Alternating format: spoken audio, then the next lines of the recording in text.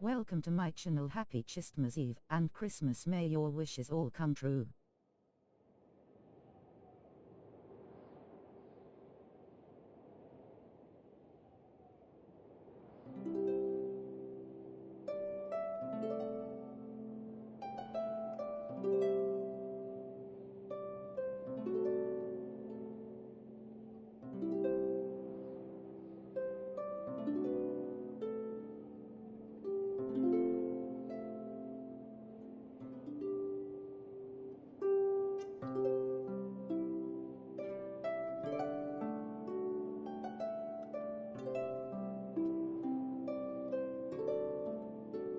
Let's start the quest.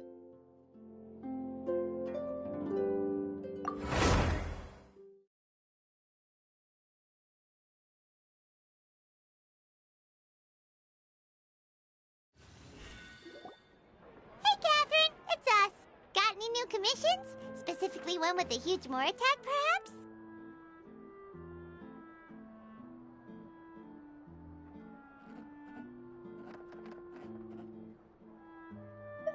You know we're worth it. For quality work and speedy results, choose Paimon and the Traveler. It's always a pleasure to see our two most avid adventurers again. Looking for the next challenge, I see. Actually, we do in fact have a rather urgent commission that is still open. Having read the details, however, I don't believe you'd consider it to be lucrative. Don't worry about that. We were just kidding. So what's the situation? To put it simply, the requester is looking for a temporary replacement actress for their musical. The original cast member ran into some issues and is currently unable to perform the role.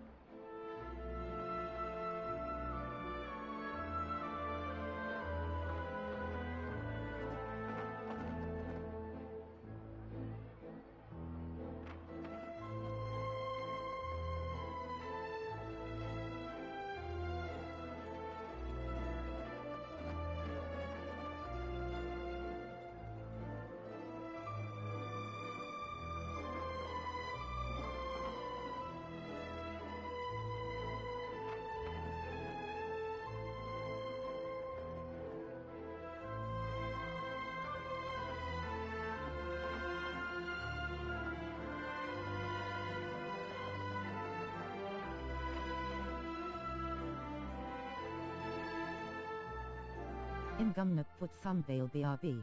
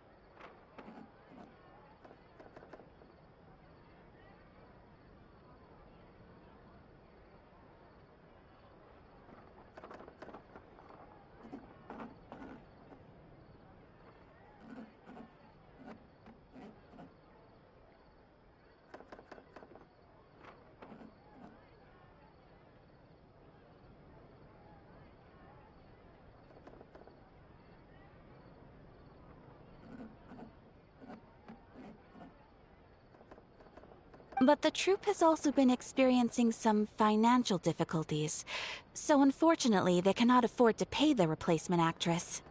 That does sound like a tricky situation. So basically they're looking for a volunteer? That's right. Our adventurers reached out to many actresses, but none of them were willing to take the job. There are only a few days left until the performance. If they can't find someone in time, they'll probably have to postpone the show. And delays tend to create all sorts of new problems. Got it. Oh, this one's a doozy. What do you think, Traveler? Any ideas? Even if we took the commission, neither of us have any experience starring in musicals. If you're interested in helping, why not start by having a chat with the requester? He's right over there. Maybe you can't fill the role yourselves, but you might be able to help him figure out another solution. Maybe there's something he hasn't thought of. Oh, it's that guy, huh? No wonder, he looks like he just ate a sour lemon. Paimon approves, let's go! Hello there, are you the guy looking for a new actress? Wait, I know you two! Are you really willing to act in my musical? Wow, sounds like we're pretty famous in Fontaine already. But to answer your question, neither of us have any experience in musicals. But we heard that you're in a bit of a bind, so we figured we could at least try to help you think of a solution. Ah, I see. It's okay. I knew that asking for a volunteer was a long shot. If we can't find someone to step in, we'll have no choice but to cancel the show. It would be such a shame.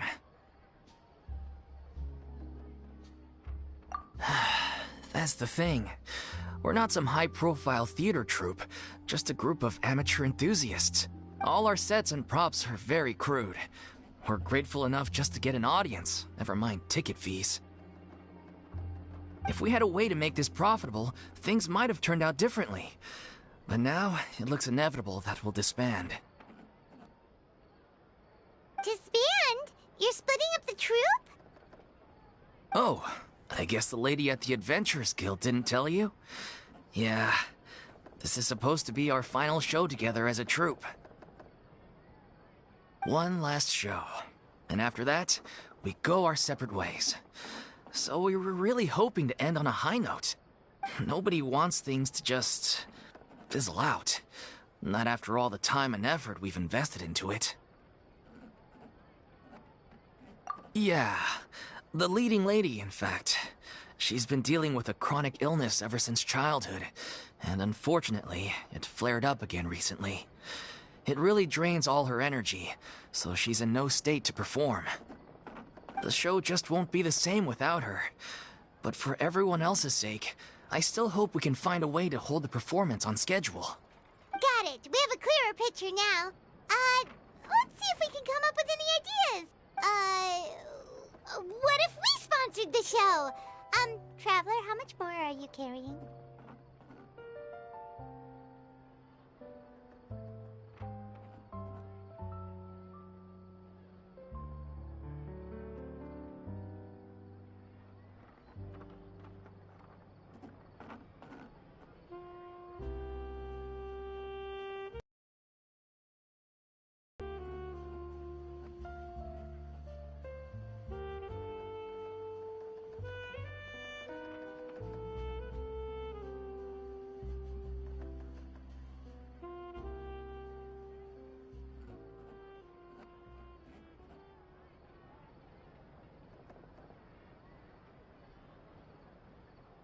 Zero, you took all my mora.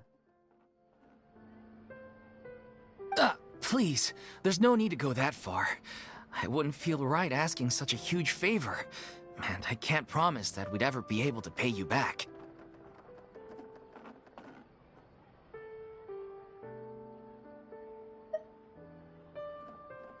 Good point. If the actress just goes through the motions for the Mora, that's not exactly rescuing the show. We should find someone who will put on the best performance possible. Oh, wait! What about... you know who?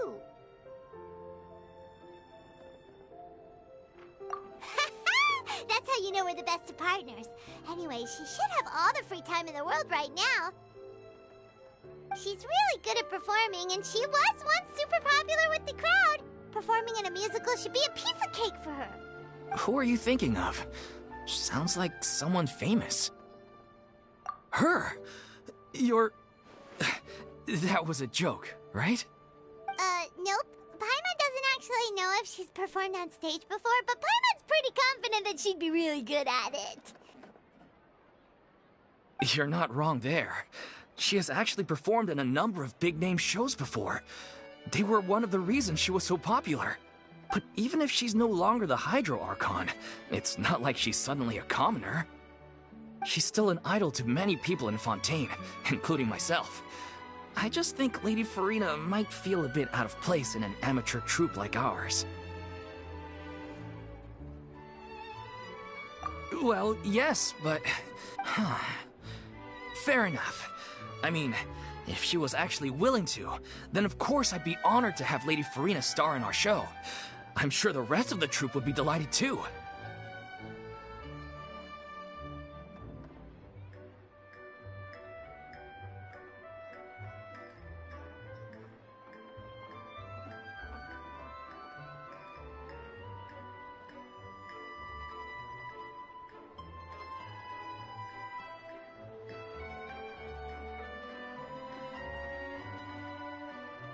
I'm sure everyone in our troupe has probably dreamt of performing on stage with her one day.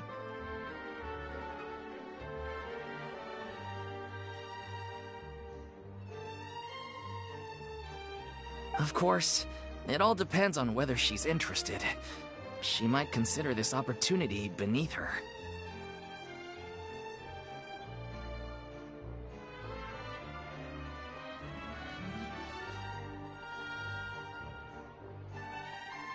No point in stressing about that. We'll only know if we ask her. And besides, things are different now. There's no reason for her to be all high and mighty anymore.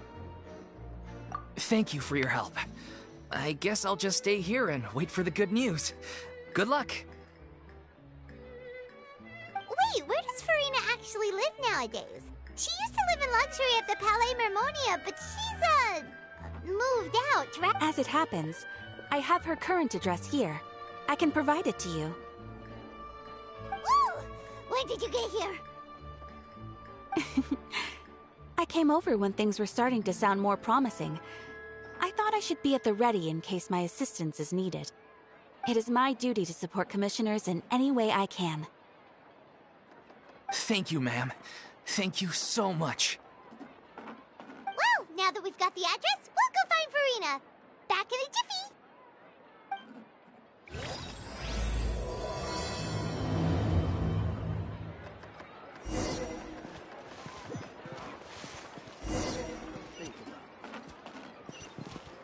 Exactly, but none of them believe me.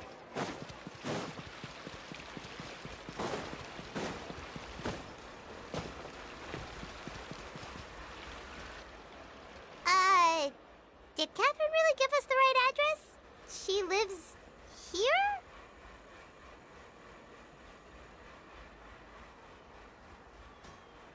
Not that there's anything wrong with this place. It's just, a bit of a step down from the Palais Mermonia.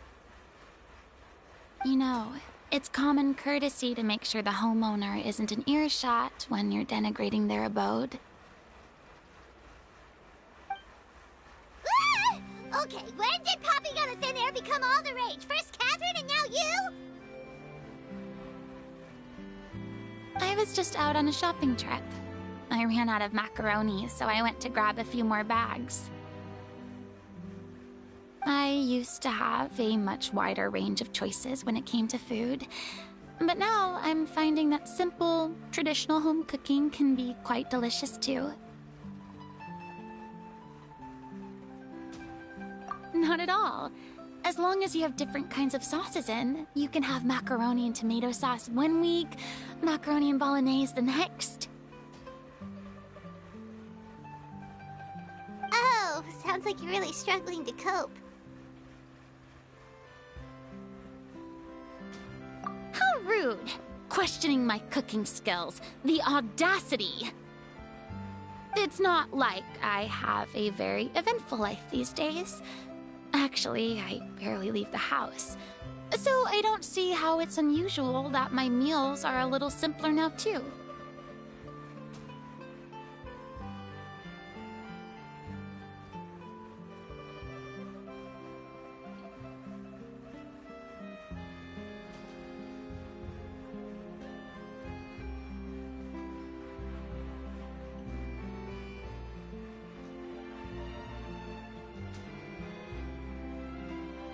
Besides, Same old I'm sure furina. I could master dishes like la lettre focilor or blubber profiteroles in no time, if I felt so inclined. Ah, there it is. You don't know how to cook.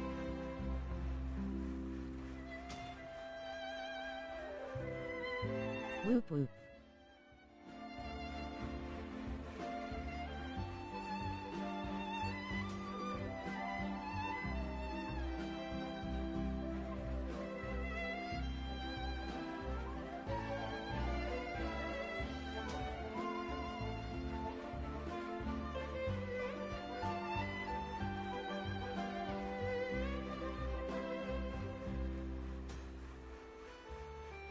Yo Oreo, welcome bro. Not yet, maybe, but... Anyway, what are you even doing here? I do hope you didn't come here just to ogle at my fall from grace. Let me first be clear that I'm not taking guests at this time. So if you're just here to clown Hi. around, then please True. be on your way. Shoo!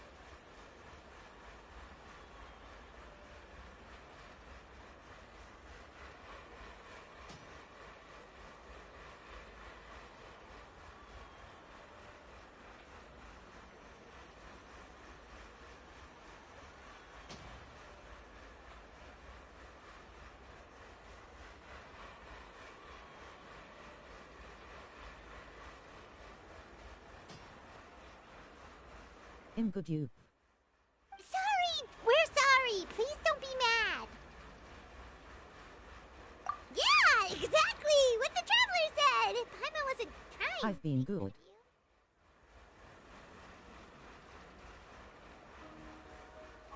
Hang on a sec, you weren't exactly holding back either!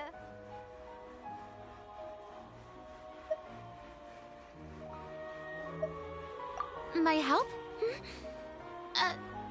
Well, maybe you're forgetting that I'm no longer the mighty Hydro Archon. I don't even have a vision, you know. Don't worry, it's nothing that serious. You're the one with the power to help!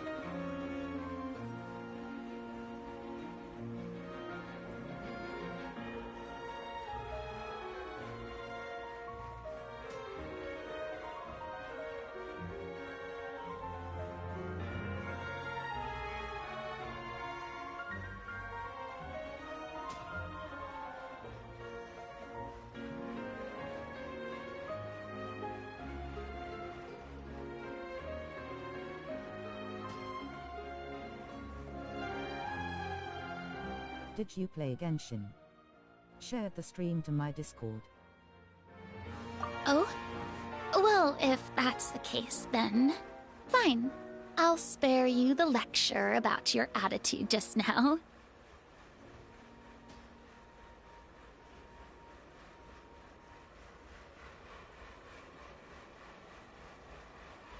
Nor I've seen someone I watch play it though. 1.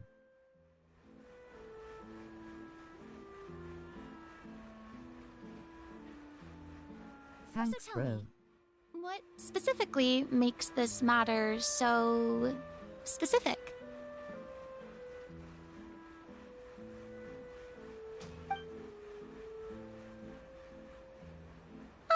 I see. I knew you couldn't have come all Make this sure way to just hit the to bell amuse and sub to yourselves my at YouTube expense. TNX for support. You've got a mic.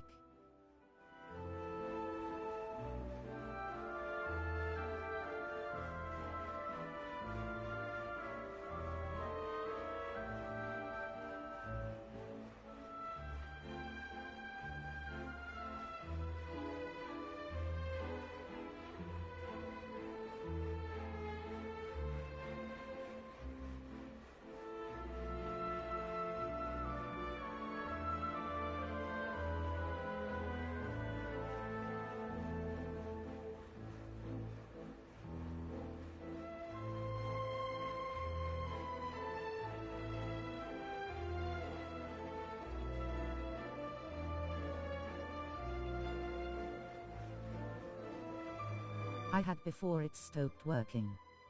After all, I was once the brightest star in all of Fontaine, well versed in all the various performing arts.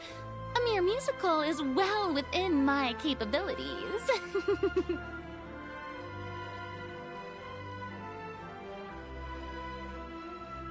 But given the present circumstances, I'm afraid I must regretfully decline your casting request.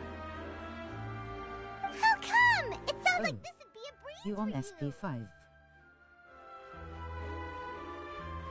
PS5 asterisk.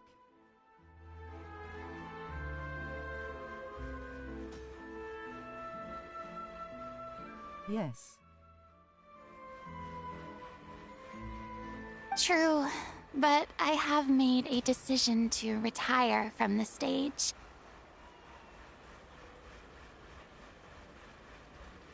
Although I am no longer required to play Can't you the use the role mic of for the that, or does that not work? Hydro-Archon, the time I spent inhabiting that character has left an indelible mark on me.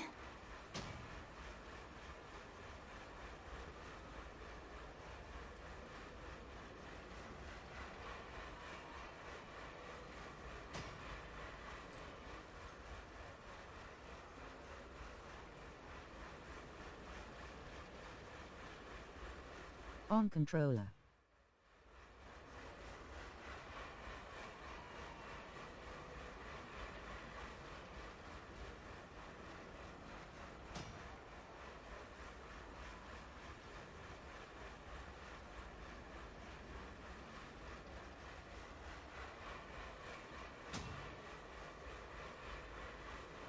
I can, but you have echo.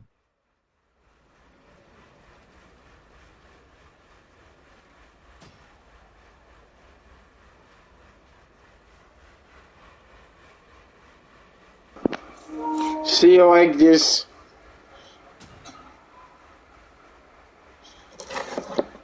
You can hear me, but then it has some weird echo. It has some weird echo. It has some weird echo. It has some.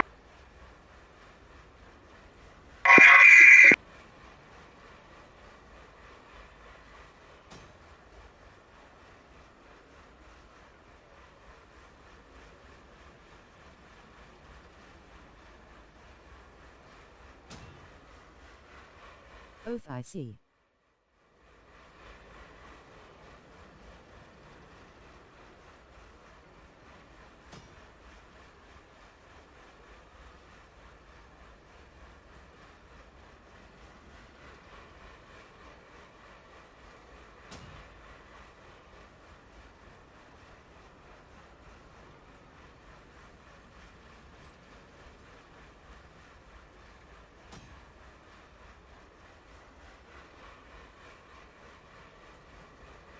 So headphones are my only option. Centuries of pretending to be a different person changes you completely. I'm not the same person I once was.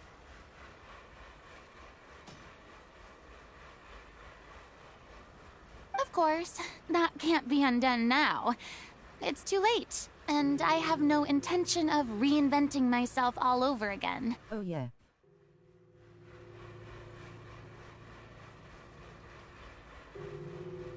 But At least I can say that I no longer desire to play any new roles.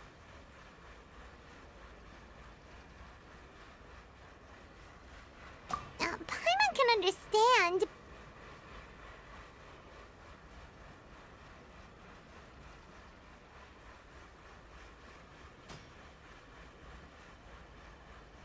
But this is just a one-off part to fill in for someone who's sick. Surely that's okay. Shared you to my channel.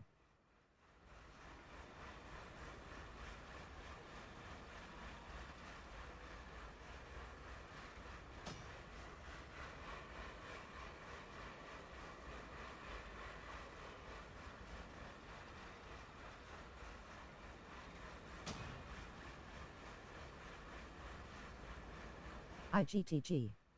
Have a great Christmas if I don't talk to you before that. TNXU.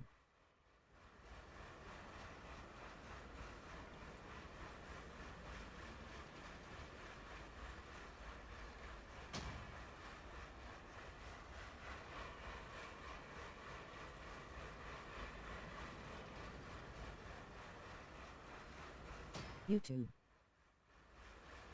Whether it's a one-off or not, it's a boundary that I've committed to no longer cross.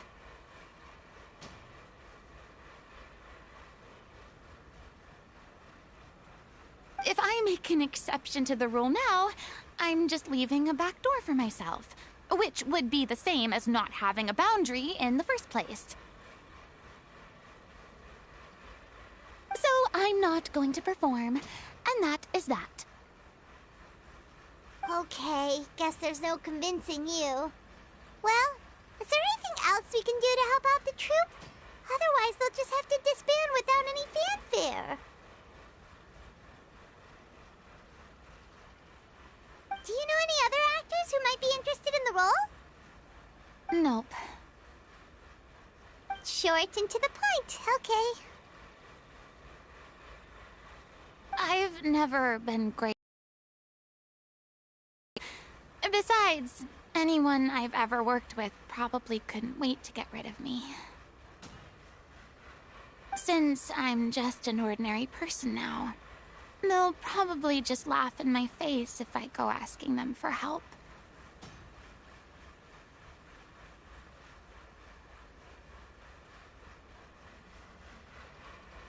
True, but I mean, could you even blame them? I show up out of the blue, begging and groveling for their help with a show they won't even get paid for? Ooh, no way. I'm dying from embarrassment just thinking about it. Nope, not happening. Well, is there anything else we can do? This performance really means a lot to the guy we're working for. Have I not made myself clear? You're barking up the wrong tree. I don't want this job, nor do I know of anyone else who would. Sorry. I didn't mean for that to sound so harsh. I wish I could help, really. But if I thought I had the answer to this problem, I would have said so by now. It's all right, Furina. Paimon just wanted to make sure we tried everything. Oh, everyone in the troupe will be so disappointed. Yeah, I guess that's all we can do now. All right, then. We'll see you around, Furina. Toodaloo to you, too. I'm going home to take a rest now.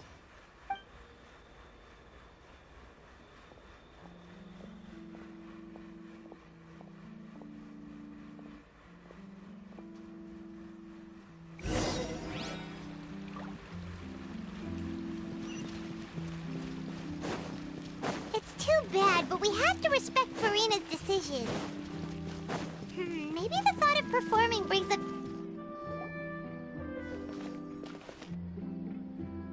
Huh? What's going on? Are they arguing? That's besides the point. I'll ask you again. Why did you start looking for a replacement without my consent? When did I tell you I'm going to take a step back? You didn't need to say it. We've known each other for how long now? We know the signs. But you never tell us about your illness, even when it's clearly flaring up. And that gives you the right to make a decision on my behalf? Shortly after you left, the troupe's lead actress came to the Adventurers Guild. She believes that she's healthy enough to perform. Excuse me, but can you both take a moment to discuss something else for now? The adventurer assigned to your commission has returned. Sorry, I was just dealing with a little misunderstanding. So, how did your conversation with Furina go? Sadly, it's a no from her. We tried to persuade her, but she wasn't having it. She doesn't want to play the role for personal reasons. I see. Well, circumstances have changed a little, so maybe that's not such bad news after all. You see, our leading lady has just informed me that she's well enough to make it to the show after all. Staging the musical with the full original cast was always the dream, of course. Oh, right! Sounds like everything worked itself out then.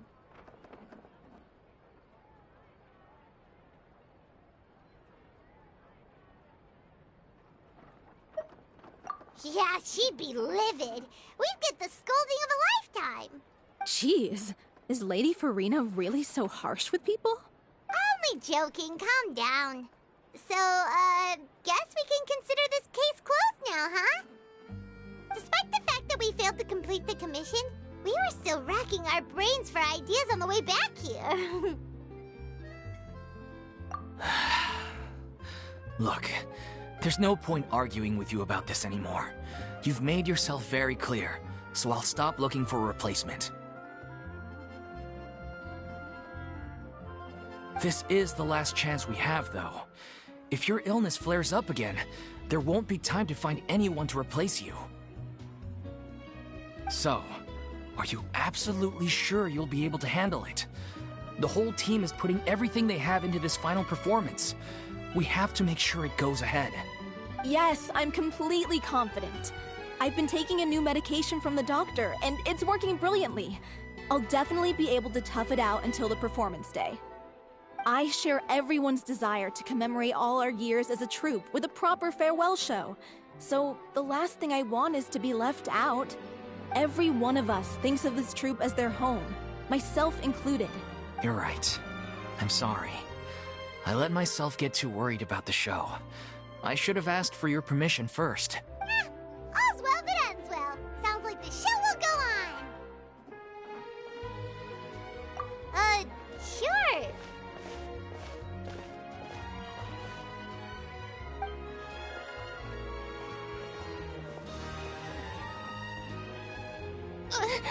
Hey, how did you... I was just passing by because I realized I forgot a couple of items on my shopping list. All right, I'm coming.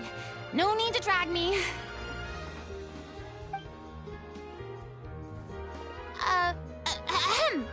Hello, one and all. I couldn't help but overhear your conversation just now. Furina? Didn't you say you were gonna take a rest at home? What are you doing here?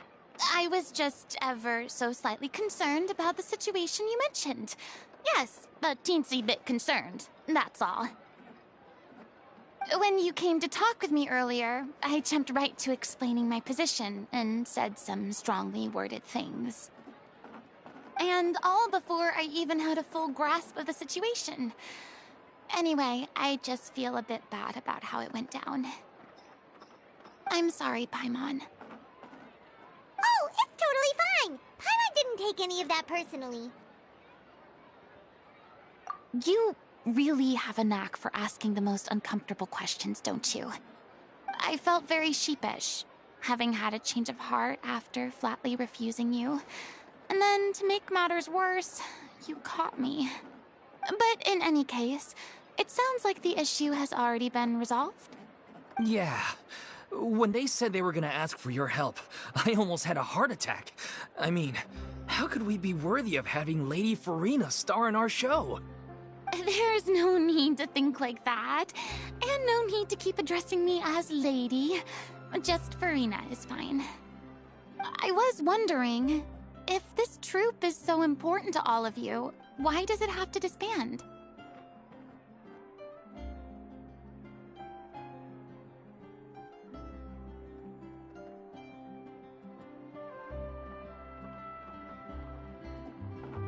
Welcome.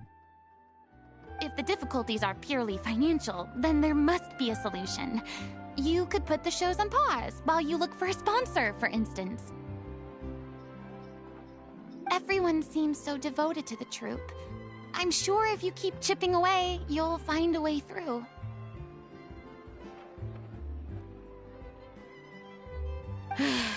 We all want to believe that, but some things are just beyond our control.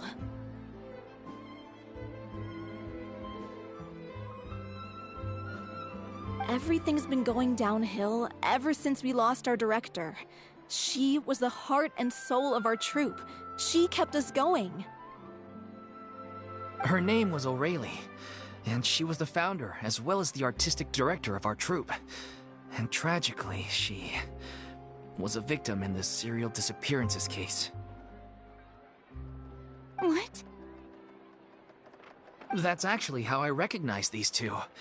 It was all thanks to their efforts that the true culprit was brought to justice. But still, no sentence can bring our director back to us. She was a loyal fan of your performances, Miss Furina. They were what first inspired her to get into musical theater. She rallied many people around her who were destitute or had lost their sense of purpose in life, and convinced them to join her troupe. She wrote her own scripts, acted on stage, and mentored each and every one of us. People loved our performances back then. We seemed to be going from strength to strength. Things were really looking up for us. And then disaster struck. Yeah.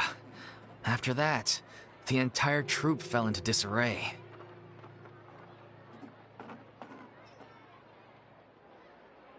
None of us know anything about script writing, let alone how to handle the business side of things.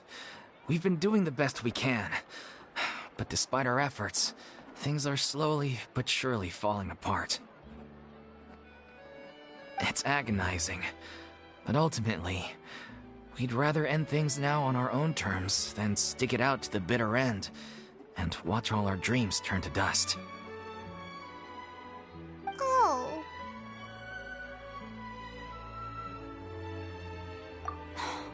What a terrible waste. A gifted artist from humble beginnings who achieved so much and no doubt had much more to give. And then her life was so cruelly taken. I suppose the final show, besides being your farewell to the stage, is also your final gift for her? Yes, exactly. We all miss her terribly. Well, good thing I followed the Traveler here. After hearing this tragic tale, I can no longer stand by and do nothing. Furina.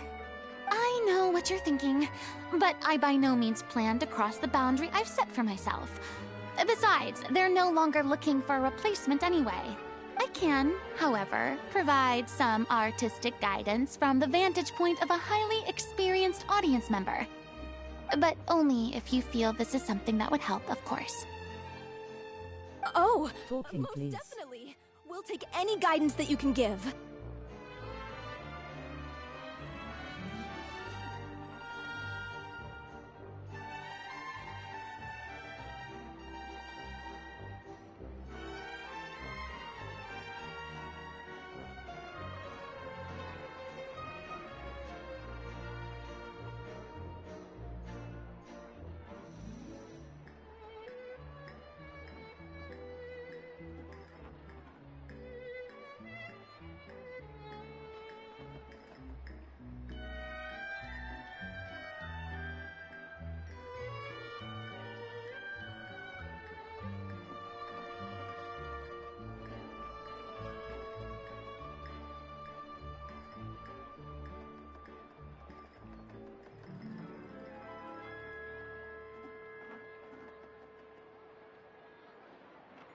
I would if my mic worked.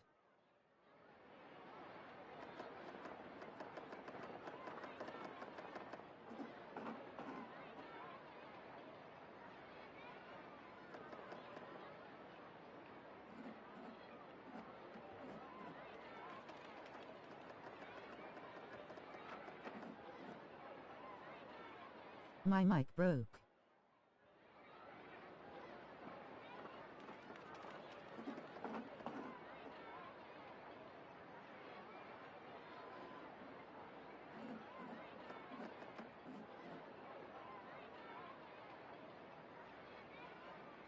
We unfortunately don't have any budget for a consultant, though. Will that be a problem?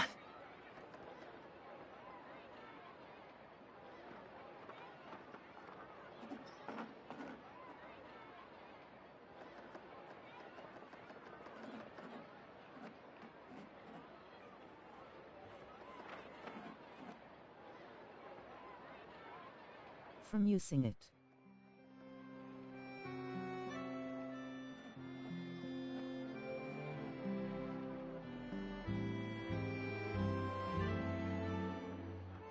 Welcome, bro. I don't need any compensation. All I'd ask in return, if you're willing, is that you tell me some more about the life and work of your late director. Something I've begun to realize since my departure from the Opera Epiclese is that there's a lot you don't see when you observe everything from on high. The law only judges criminal behavior and does not weigh human emotion. The court's verdict can settle the question of criminal liability, but...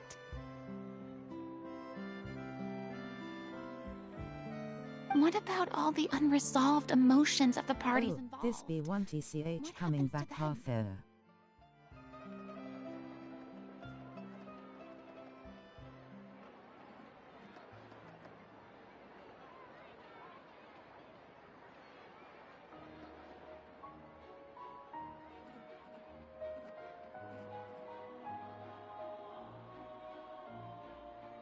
The event story tells her differently.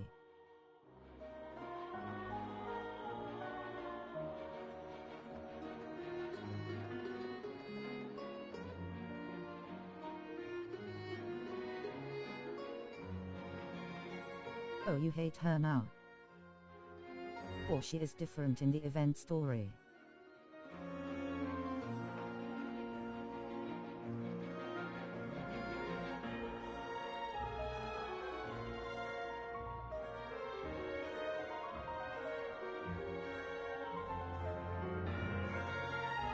Oh, you have to play the event one, then you will know.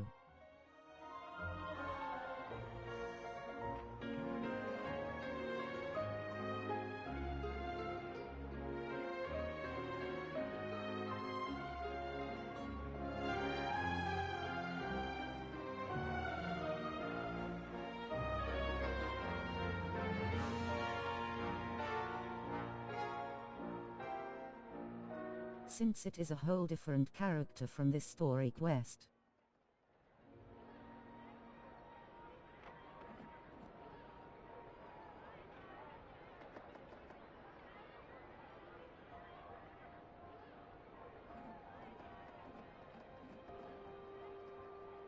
I will after this.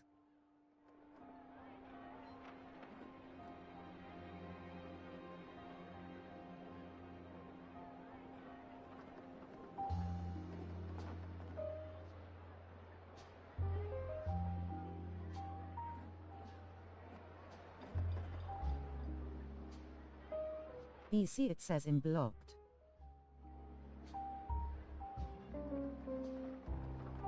An interesting answer. But if you ask me, I think all emotion shall ultimately return home to the heart, and slowly I told you to settle do with it the last passage of month. time.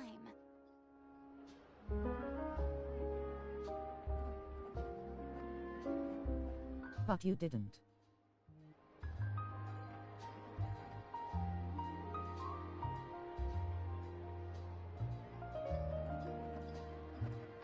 Well, anyway, gotta go.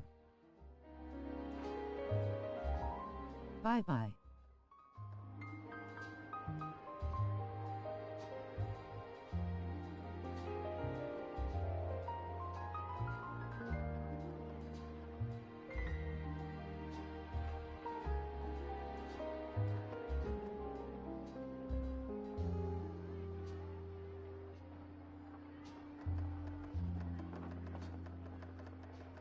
I waited for Banner to be gone.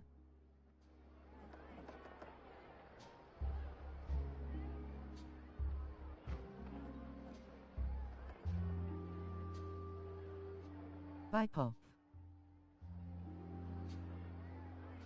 Take, par exemple, how this troupe pines for their late director. Things such as this I have never witnessed before, and so I should like to observe, perchance to understand. Huh. Still a fan of your old dramatic monologues then, huh? You just want to get back in on the action, don't you?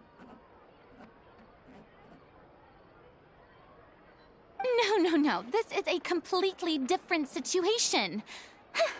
Pearls before swine.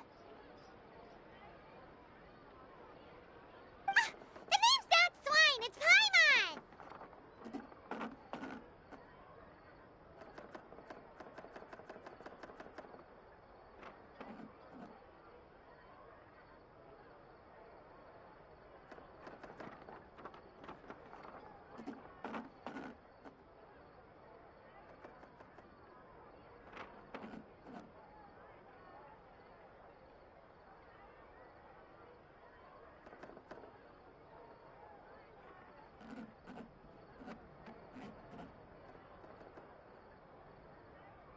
Swine new nickname is born.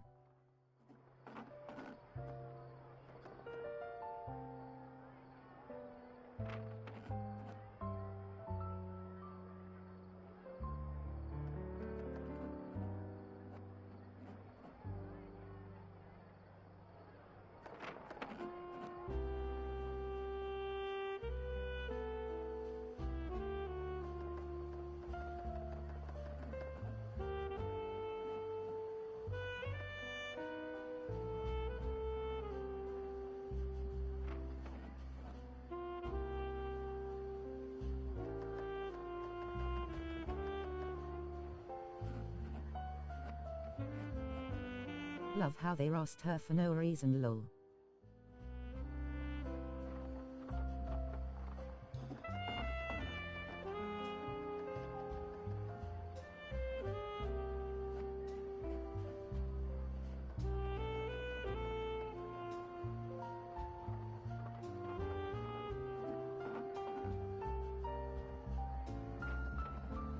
Would you be willing to Welcomes join me? to. Come on, take a break from adventuring to listen to a story.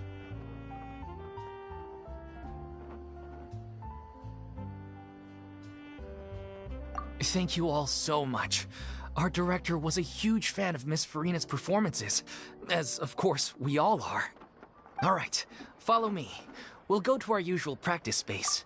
Please excuse the size. It's a little on the smaller side.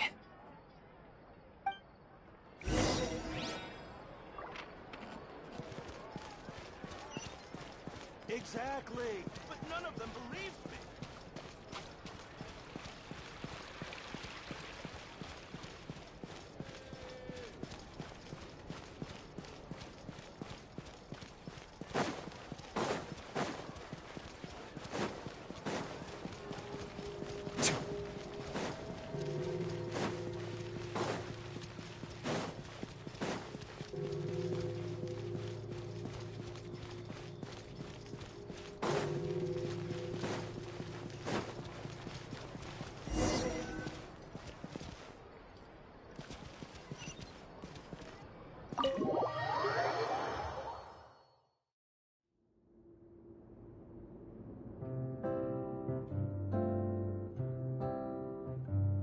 Huh?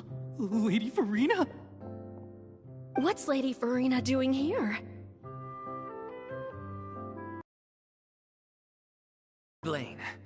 As of today, Miss Furina will be supporting our production of The Little Oceanid in the role of artistic consultant. These two over here are the ones that made it possible. They kindly reached out to Miss Furina on our behalf. I'm sure they need no introduction. You bet! That was the trial of the century! You helped bring our Make director's sure to hit the murderer bell to and justice. sub to my We YouTube can't thank you TNX for enough. support.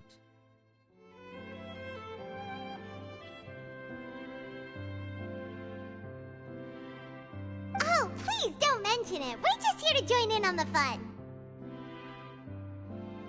So, you were saying The Little Oceanid? Yeah, that's the name of our final show.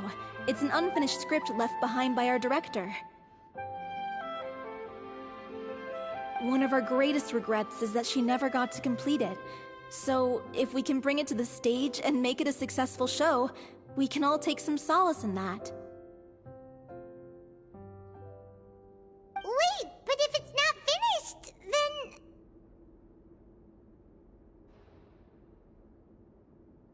Yeah, we've been battling issues on every front trying to realize this dream. Anyway, let me give you a quick summary of what the story's all about.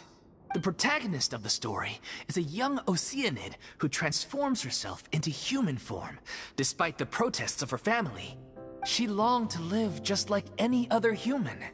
And sure enough, she found friendship and even love. Everything seemed perfect. But one day, her true identity was exposed, and her world came crashing down around her. So far, so good. A classic tale. What happened after that? That's one of the issues we've been trying to deal with.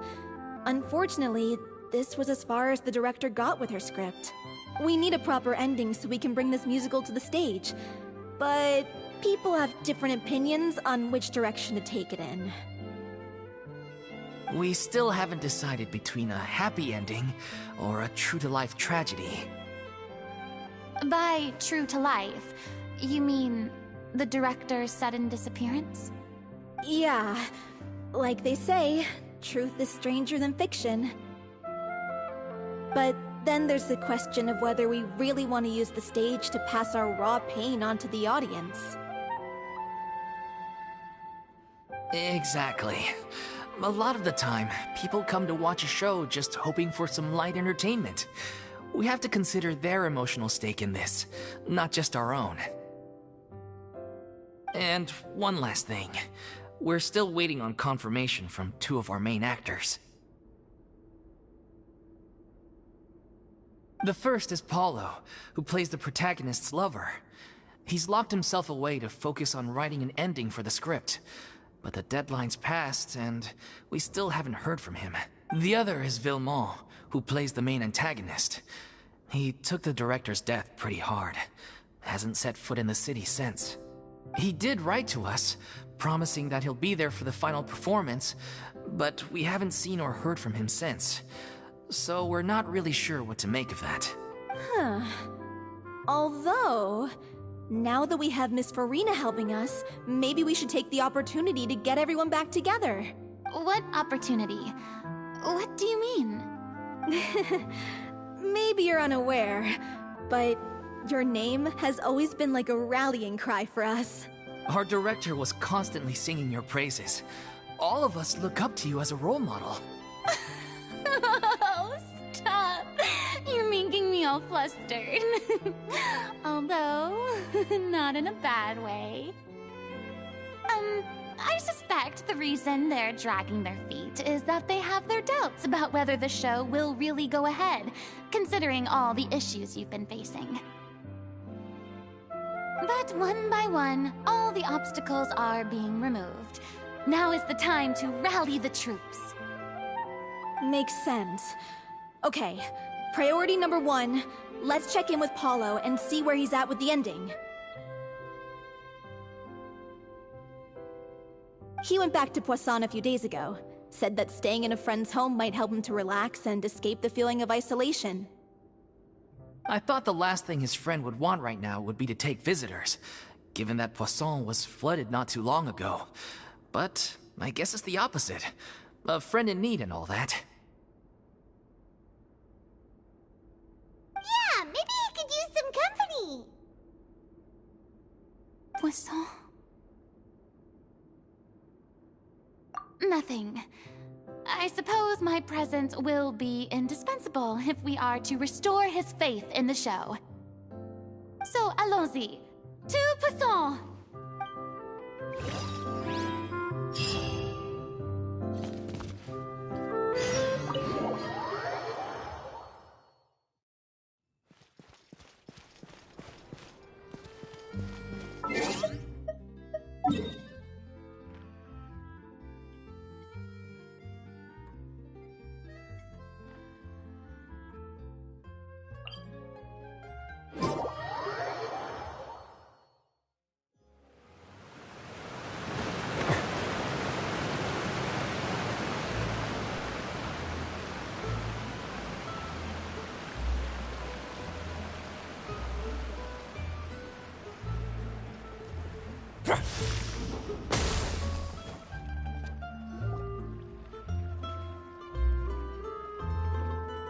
If I remember correctly, this is where he's staying. Who is it? It's me. Is the script ready? You came all the way here for that? Alright. Forget that for now. Just come on out. We've got some great news. Nice try. Look, just give me some time, okay? I'm just wrapping up this last part of the script. I'll be out once I'm done. Okay then. Looking forward to your masterpiece. So, as expected, he's missed the deadline. The ending is one of the most important parts of the show. Even once he's done, it isn't final until we've all had the chance to read through and make sure we agree on it. Someone told me they'd just seen you in Poisson.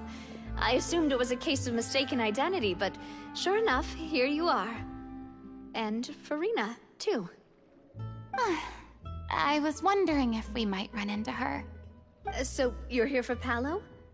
Looks like he could be a while, so feel free to take a stroll around town in the meantime. I've made all the arrangements already. Oh, it's okay. We can just wait here. Thank you for being so considerate, Miss Navia. That sounds wonderful. We'll take that stroll. Get over here, you! How oblivious are you? How are things in Poisson now? Any better? Things are on the mend, but it's a slow process.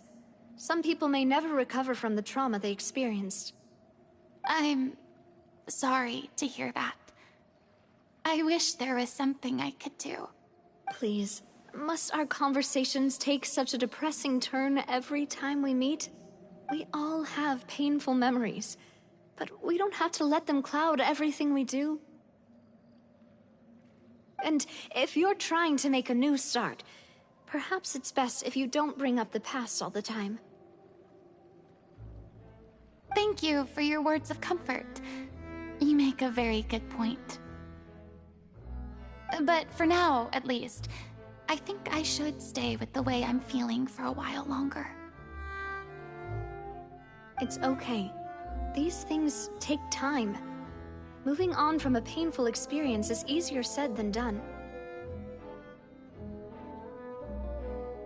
Which brings me to why I'm here.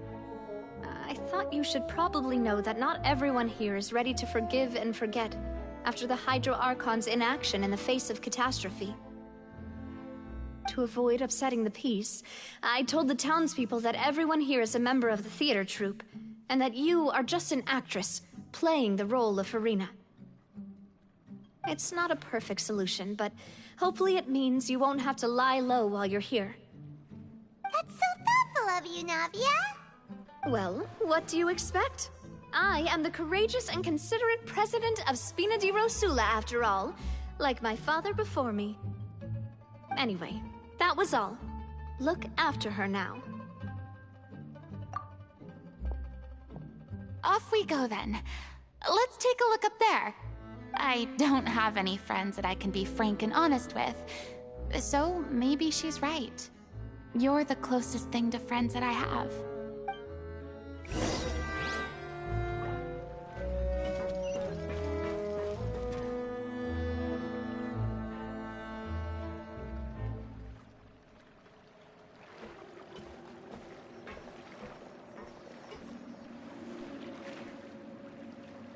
I'm so grateful that Miss Navia was so understanding. To be perfectly honest, I didn't know if I was ready to meet her. It's always easiest to just run away from your problems. But that never fixes anything. You can't get around the obstacles without facing them. So that's why you were nervous when they brought up Poisson. Yeah. I'd be lying if I said I wasn't scared of coming back here.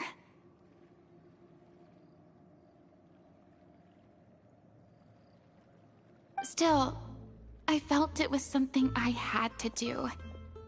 As I was saying before, I want to see for myself the things that I never could in the past.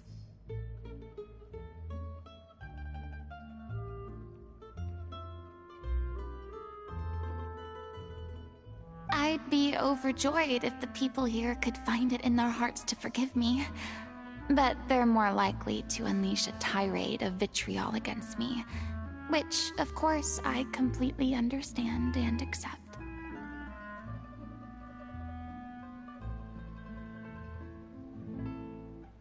Yeah, I can tell people are watching me. I'm sure some people here see the idea of someone coming to Poisson dressed as the Hydro Archon as extremely disrespectful. I used to be terrified of the gaze of other people, especially when they had suspicion or resentment in their eyes. I guess I wasn't quite ready for this after all. I'm not surprised you're making yourself go through all of this.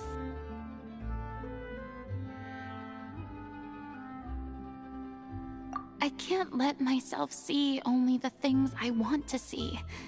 How would that make me any different from before? Look! There seems to be a crowd gathering over there. Probably time we made a move. How about we check out Spina di Rasula's ship? We should have a view of the whole of Poisson from there.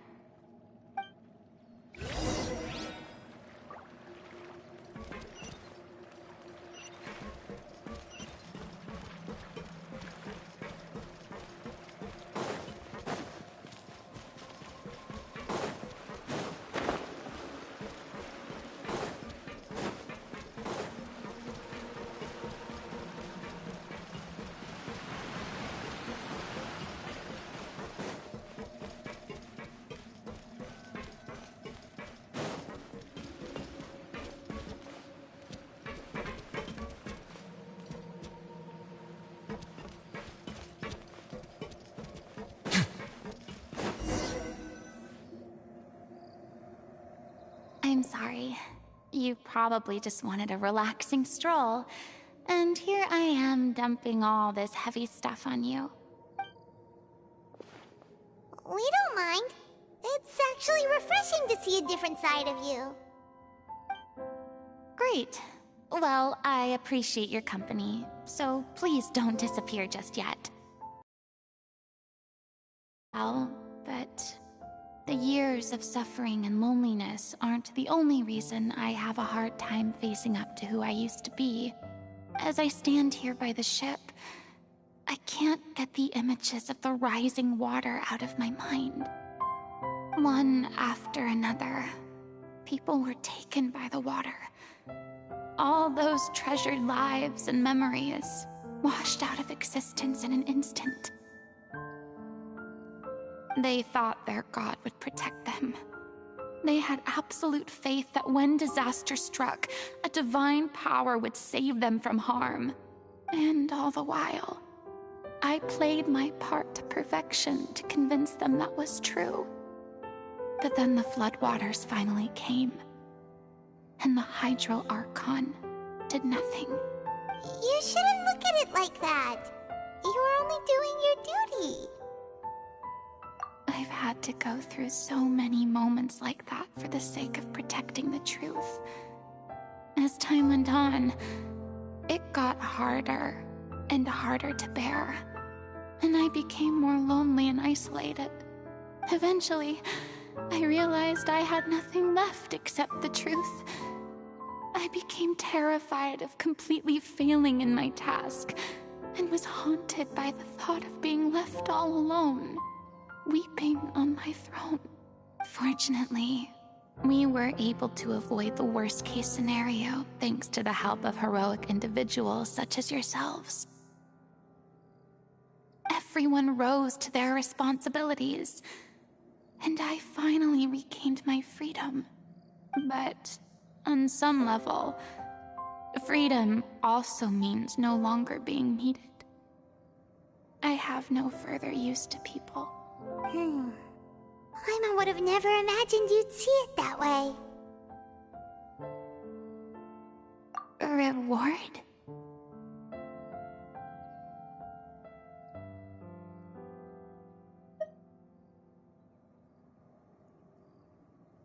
I guess so. Back then, I didn't even dare to dream about having someone to confide in. I was scared of someone recognizing me for who I truly was, and exposing the secret I swore to protect. Believe in the furina you see on stage. She is the one you can trust. I had to keep all my feelings, all my curiosity about life to myself. No one could be allowed to know. That's what I really meant when I said I'm no good at maintaining relationships. So that's where you were coming from.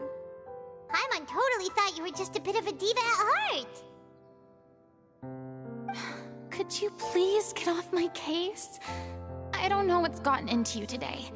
I'm making an effort here. You could at least try to do the same.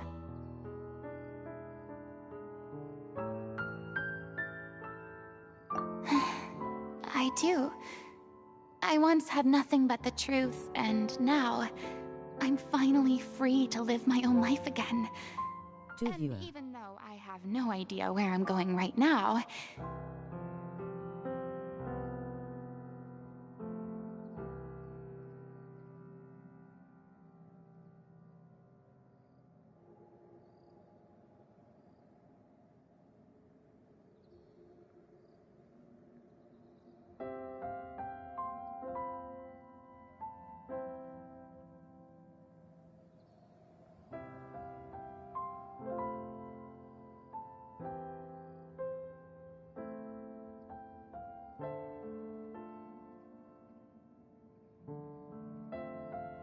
Welcome fam, my phone counts Lou. Lol.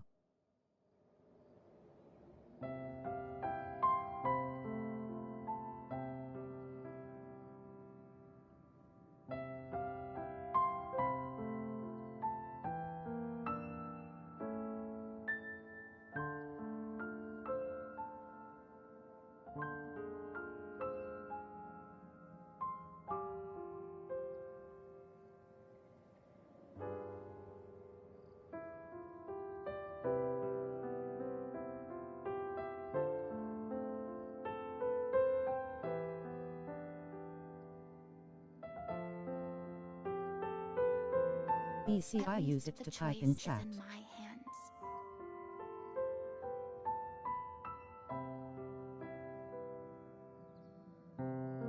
Alright, it's about time to head back. Paulo should have finished the ending by now.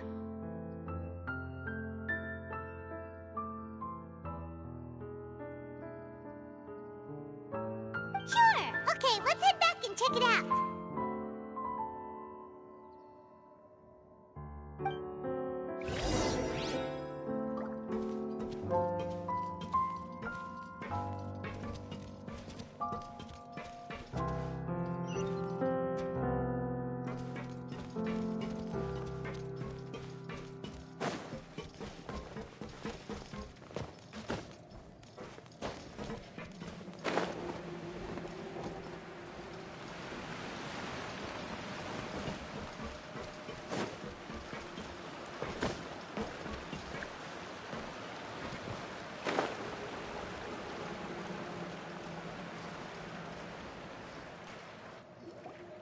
Didn't you say you needed to watch what you eat? You're supposed to be cutting down on fried foods, not wolfing down copious quantities of fish and chips, you know? Come on. It's not every day we get to dine at Spina di Rosula's expense. Can you believe how generous she is? I'm not about to pass on free food. Anyway, my character doesn't need to be slim and good-looking. That's your job. Are you kidding me right now? It's not your character's health I'm worried about, it's yours! I've spent my whole life battling the effects of ill health, and it kills me to watch you willingly ruin yours by filling yourself up with junk all the time. Oh no, looks like they're arguing again. We're back! Could you maybe put your differences aside for a moment? Ah, you're back. We've been enjoying Spina di Rosula's VIP treatment in your stead.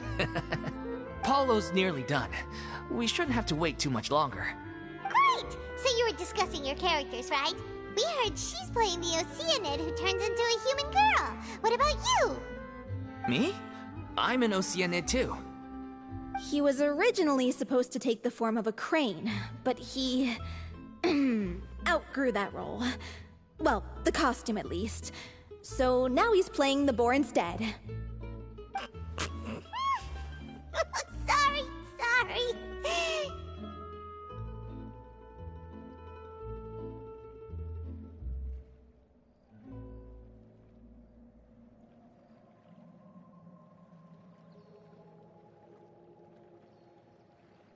Lol.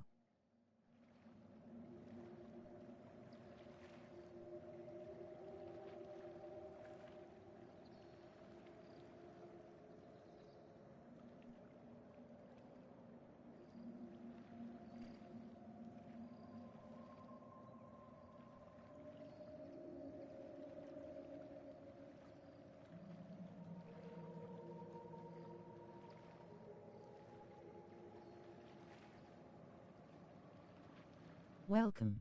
The boar's not a bad character, actually. He's the one who raises the little Oceanid, yes? That's right. He has some pretty memorable lines too, like when he imparts some solemn words of wisdom to the little Oceanid. If you become human, you can reveal your secret to no one. You will face suffering and loneliness. Is this truly what you want? Wait, that sounds kind of familiar. It's the most important line in the whole script. I think it's a symbolic statement about our director's life and legacy. She kept quiet about all the trials and tribulations she faced in running our troupe, allowing us to devote ourselves fully to performing. It was only after she was gone that we realized how tough her job really was. You mentioned earlier that the troupe is like your home. Yeah. I was born with an incurable illness, and once my family found out it couldn't be treated, they decided they didn't want me anymore.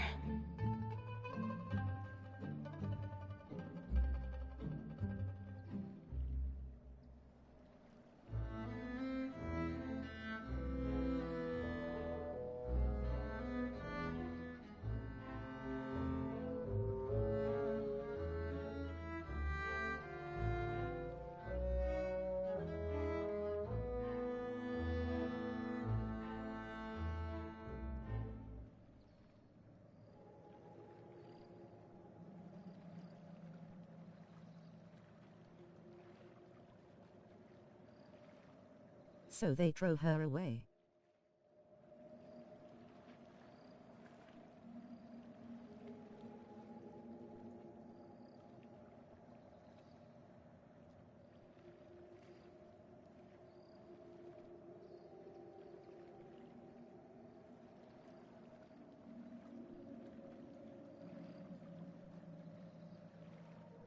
That's hopable.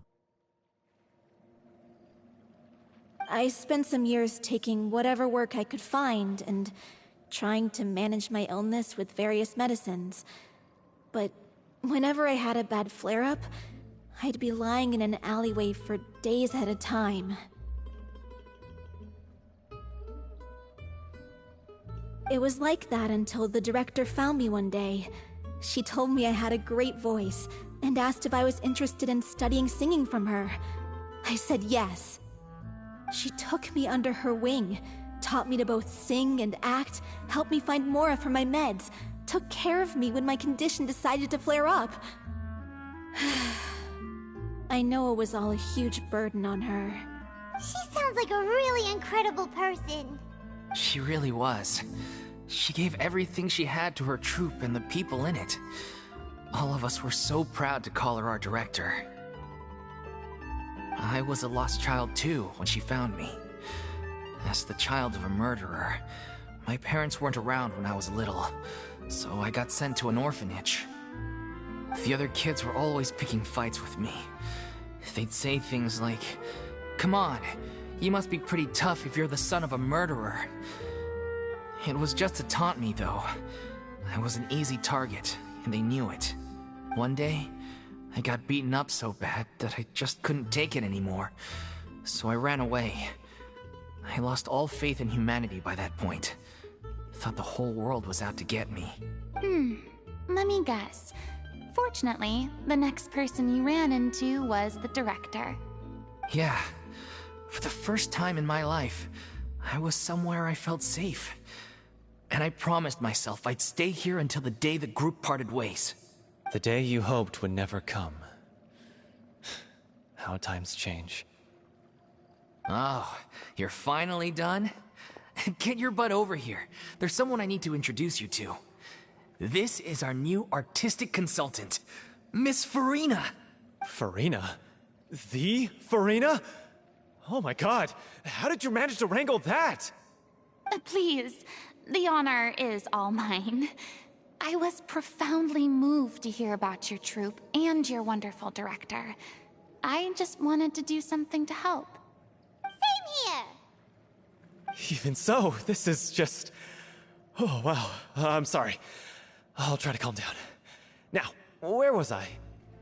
Ah, yes, the script, of course. Let me give you a rundown of how the story unfolds in my version of the script. I'm sure you're already familiar with the beginning of the story. A little Oceanid decides she wants to become a human, against the wishes of her family. She finds love and friendship in the bustling city. But then, disaster strikes. The people start to notice that all the fresh water in the surrounding area is slowly disappearing.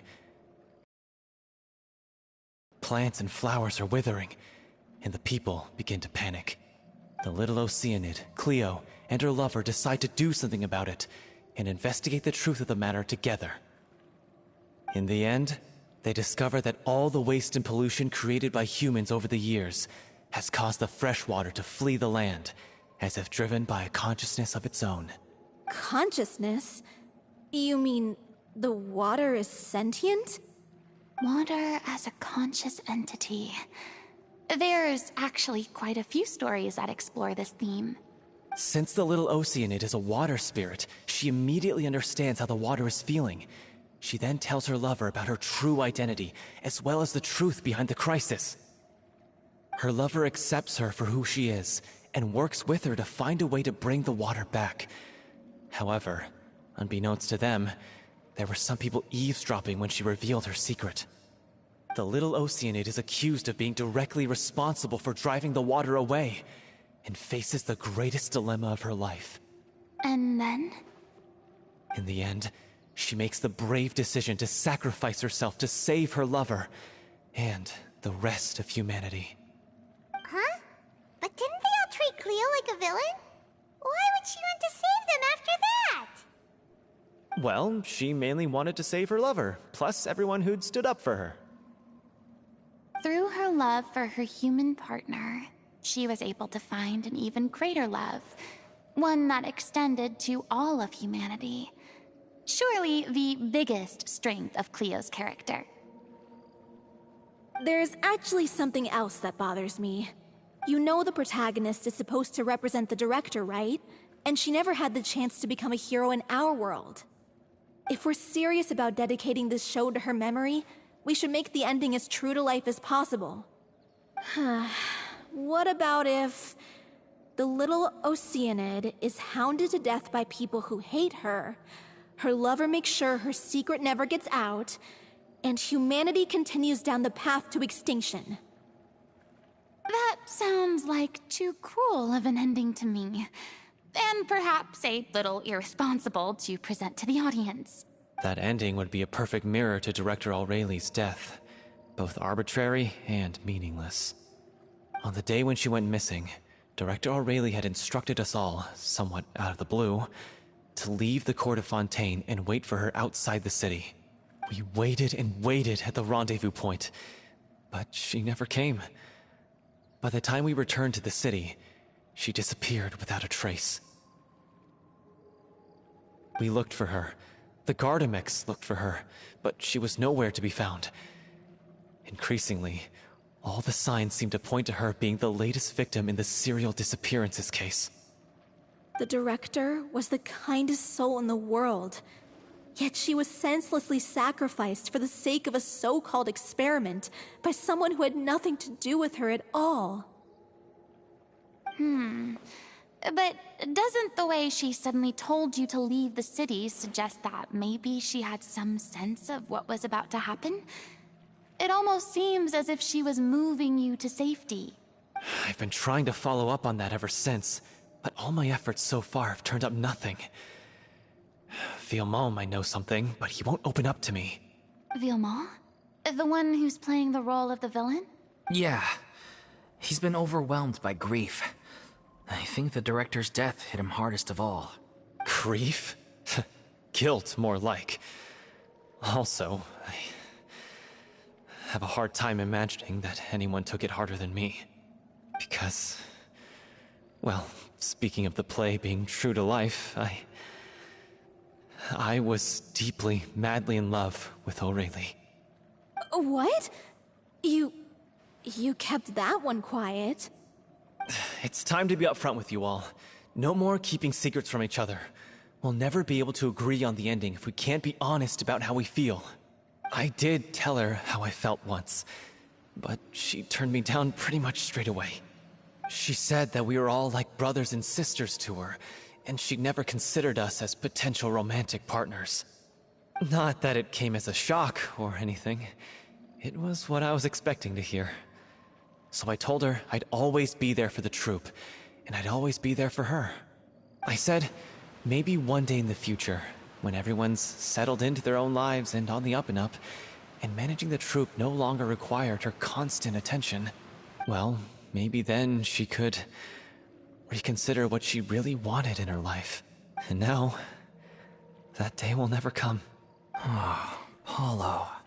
So if I'm the one writing this ending, then I'm gonna make sure it does right by Aurelie.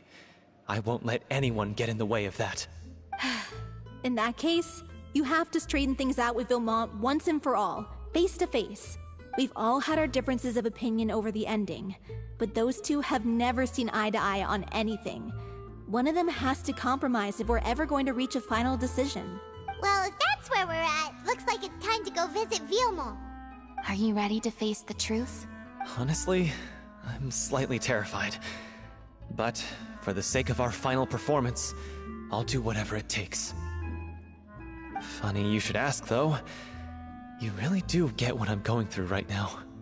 I certainly do. Come on, everyone. Allons-y!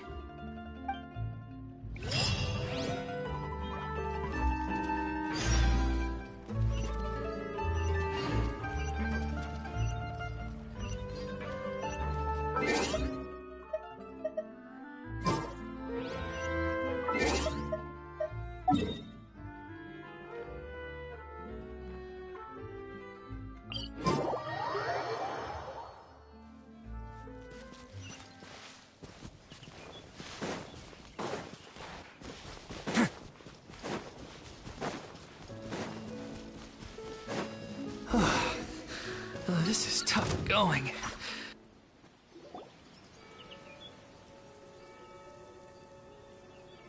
Ugh, as if this journey wasn't tough enough already without a roadblock.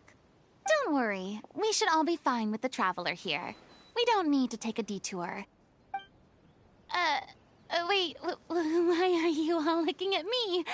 You're not seriously expecting me to fight, are you? We're just curious, that's all. I don't think anyone's ever seen Furina in a fight before. Yeah, but don't you remember why? The Hydro Archon willingly gave up all her power so it could be converted into indemnitium. Miss Furina said so herself. Precisely! And I'm not even the Hydro Archon anymore, so all my power is gone anyway. As much as it pains me, unfortunately, I should just stay put. I'm more like a damsel in distress more than anything. That sounded so smug. Ugh, secondhand embarrassment is unbearable.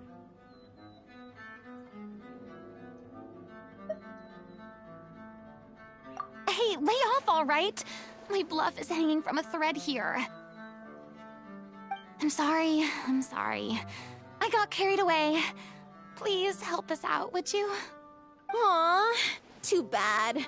I was so pumped to feast my eyes on fight mode furina. Sorry to leave all the heavy lifting to you. Don't worry, piece of cake.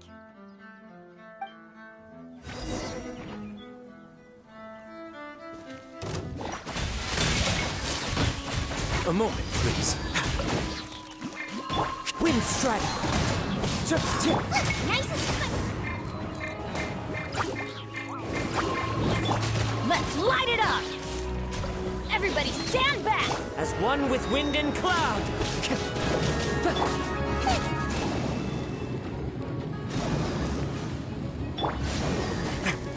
run away now. Boba, get them!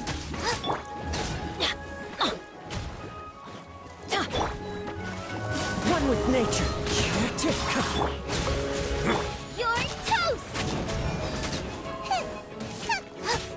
Nice and spicy! Bravo! Good show! You certainly live up to your reputation. Yeah, thank you. Anyway, the path is cleared now, so onwards and upwards.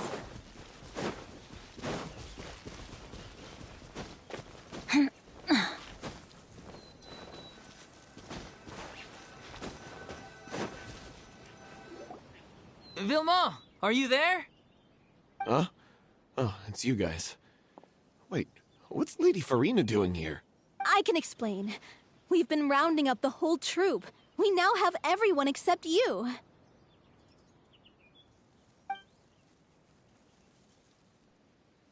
So, you think knowing the truth about the director's disappearance will help you write an ending to the script that pleases everyone? I care just as much as everyone else about making the Little Oceanid a success. That's why I wanted to wait until after the show.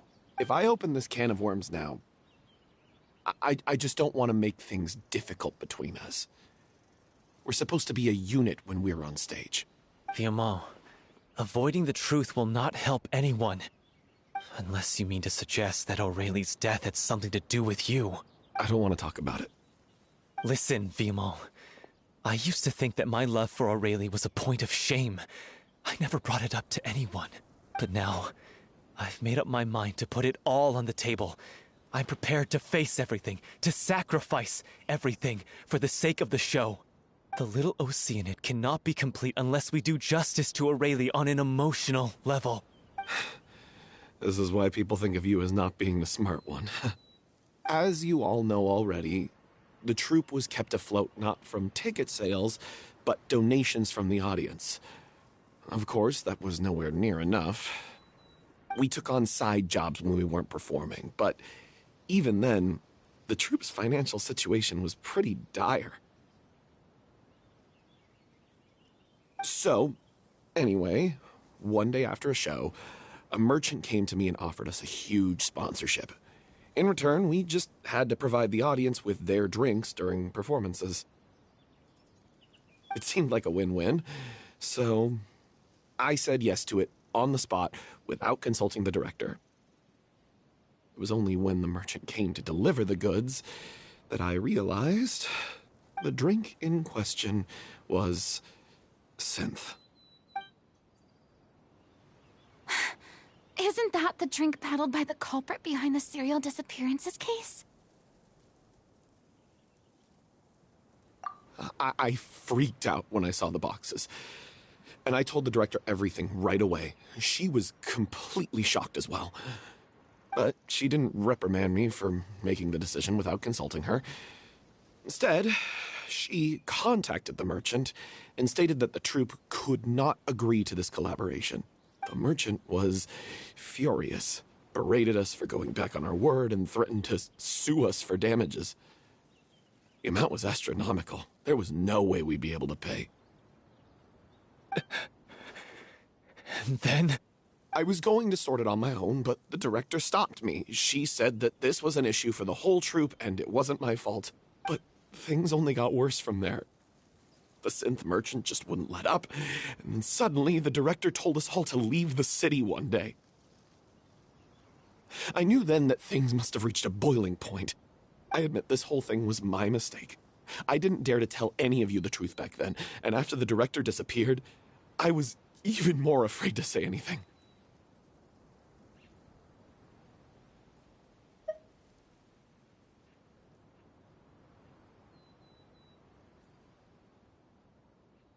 Yeah, I got Aurelie killed.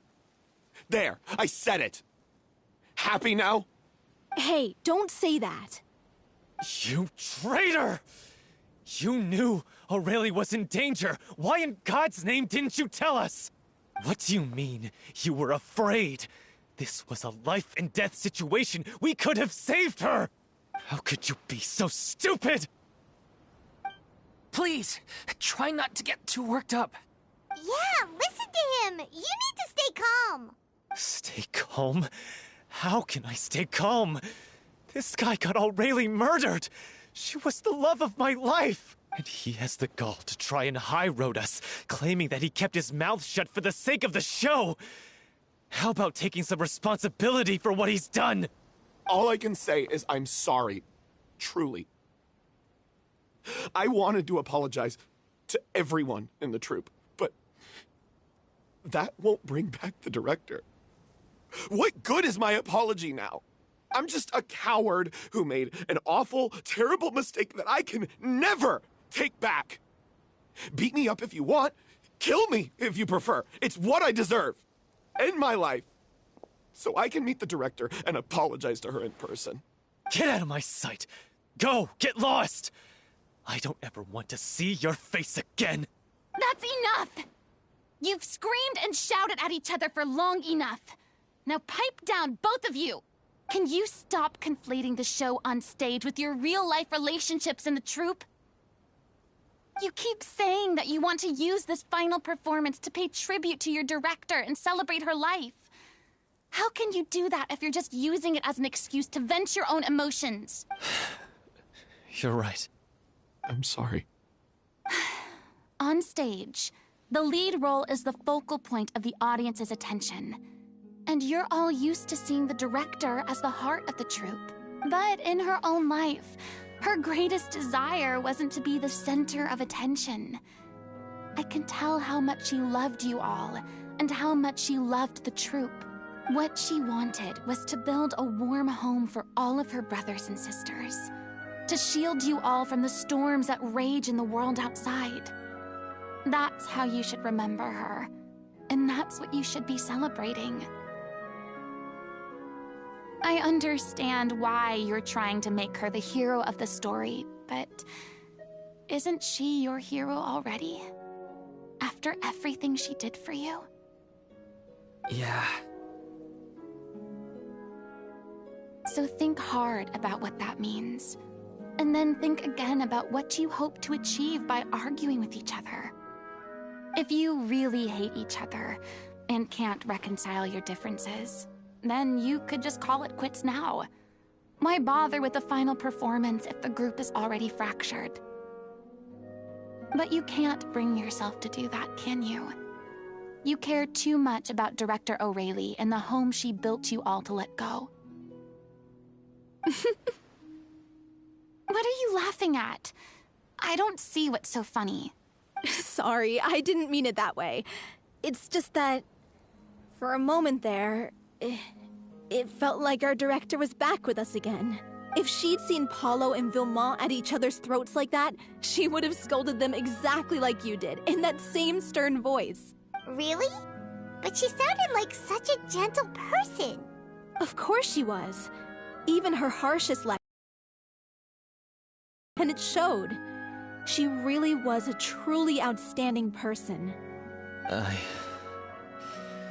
What you said, it really puts everything into perspective. I'm truly sorry. I really meant for this to be a genuine apology, but I ended up making it all about me and my self-pity. It's all right. Let's save all this for after the performance. So, do about it? Clearly, everyone needs to take a step back for now and reflect on what really matters. Welcome to When my emotions channel. are Happy running high, Chistmas Eve things and get lost Christmas. in the May your fray. wishes all come true. Welcome. So they throw her away. That's hopeable. The end of the story needs to focus back on Aurelie herself.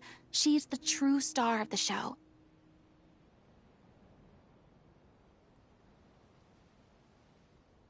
What do you mean? The Traveler is right. You once investigated that underwater synth base and recovered items belonging to the victims. If you could find anything that Aurelie left behind, perhaps we can get a better sense of what she went through in her final days. You really think that's possible? I trust that nobody would object to the ending of the story being based on Aurelie's true feelings. No. Well, we'll leave this in your capable hands. Come, let's pay a visit to the Palais Mermonia. The rest of you, head back to the rehearsal location for now, and wait for our good news.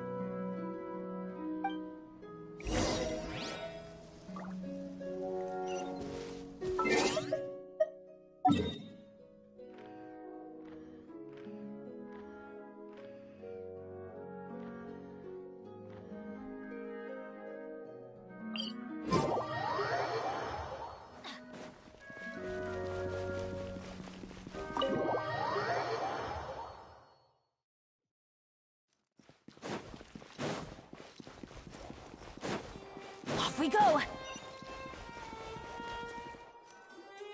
You want to review some recovered items connected to victims of the serial disappearances case? But, that case has been closed for quite a while now. Still, since you were the ones who discovered and submitted the evidence in the first place, you don't actually have to submit an application. Okay, please hold on. I'll have someone dig them out.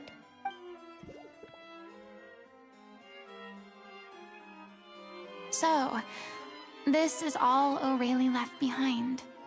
Just whatever she was carrying on her person and this tattered old notebook. Hey! It's full of script lines! And sketches too! Looks like they show where the different props should be placed on stage. Let me take a look. Maybe there's something in here from after she was kidnapped.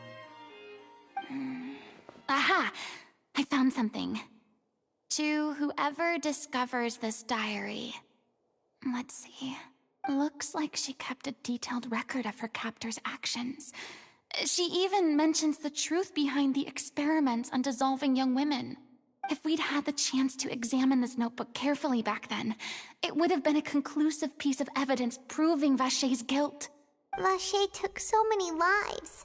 It's still so unthinkable how many victims he had. I guess Aurelie must have written all of this down in the hope that her records would one day be of use to investigators. Wait, it cuts off. Her handwriting here gets patchier and more illegible by the line. She probably didn't have much strength left. Her final words are... I'll let you read them for yourselves.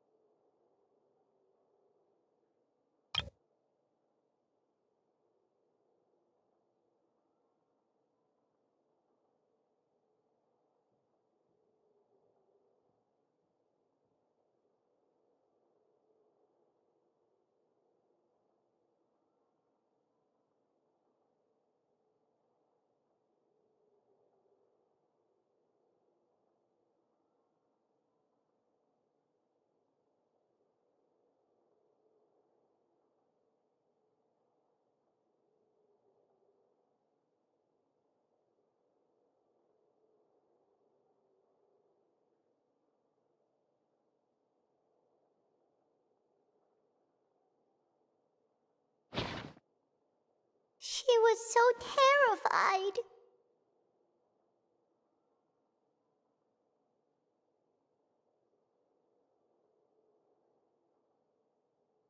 She may have been a mighty hero in the eyes of her troop, but at the end of the day, she was only human. I can't bear to think how painful and lonely her final days must have been. Wait. This part on the last page sounds strangely familiar.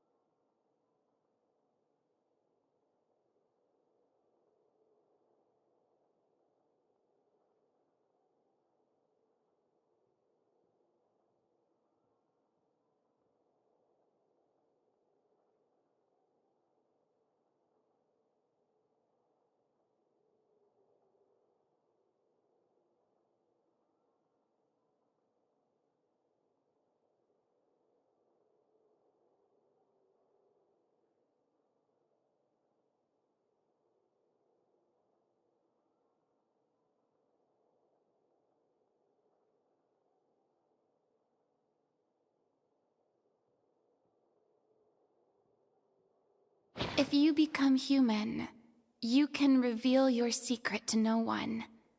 You will face suffering and loneliness. Is this truly what you want?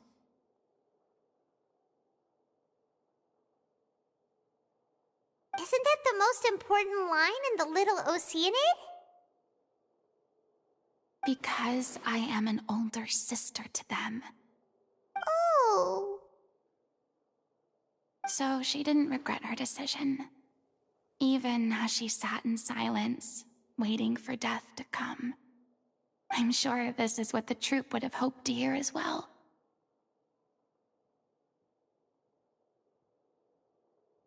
She had their utmost trust, admiration, and love, and she truly deserved it. Let's go. It's time for them to learn Director O'Reilly's final thoughts.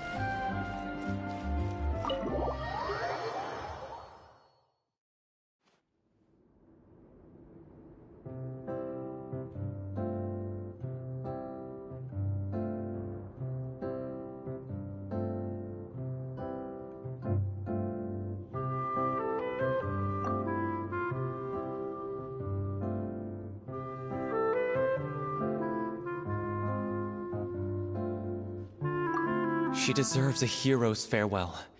If that's the only way to convey to the audience the courage and selflessness that she showed in the face of death, then it's a meaningful way to end the story.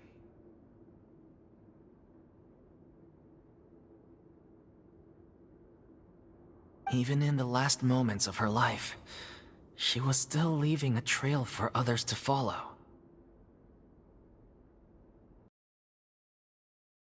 To protect as many people as possible, even if it meant sacrificing herself. We know what choice our little Oceanid would have made now. I don't think any more discussion is necessary.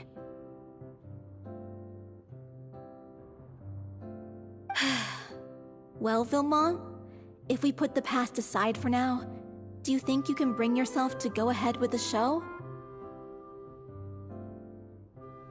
I will channel all my regret and put it into my performance, to make this a show worthy of our director. I won't ask for your forgiveness, and you don't need to worry about my feelings. This final farewell show should be about Director Aurelie and her alone. Then it seems like we've reached a consensus. I have a feeling that this will turn out to be the most mesmerizing performance of your lives. Really? How can you be so sure when you've never even seen them perform before? Don't underestimate my experience. After watching a countless number of musicals, I've learned one important thing. If you want to move the audience with your music, you must fully commit and immerse yourself in your role, pouring all your emotion into your performance. And aren't human emotions, love, hate, regret, and hope, just the most mesmerizing things in this world? I don't believe anybody could be more committed to bringing this story to life on the stage than they are now. Thank you for the vote of confidence, Miss Furina. And thank you for supporting us through all this. Then, let's not delay things any longer. We need to discuss the details of the ending and get it nailed down once and for all. Actually, before that, I'd like to make a proposal. During the curtain call, please allow me to use the director's name instead of my own. Huh? But then... After all, this role was originally meant to be played by the director. I'm just filling in for her. Besides, a role commemorating her life should be associated with her name. Well, if you're sure you're okay with that, I have no objection to it.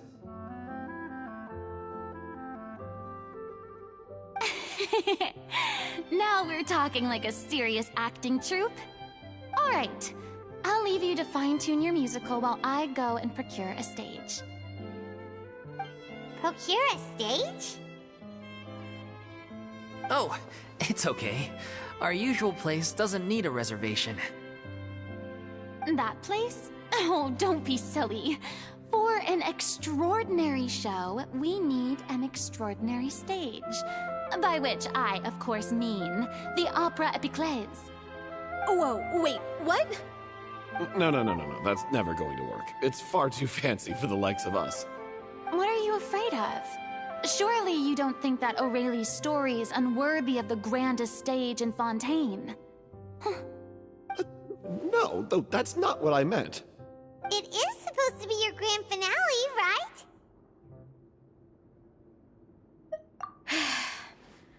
I have no problem with it then. How about the rest of you?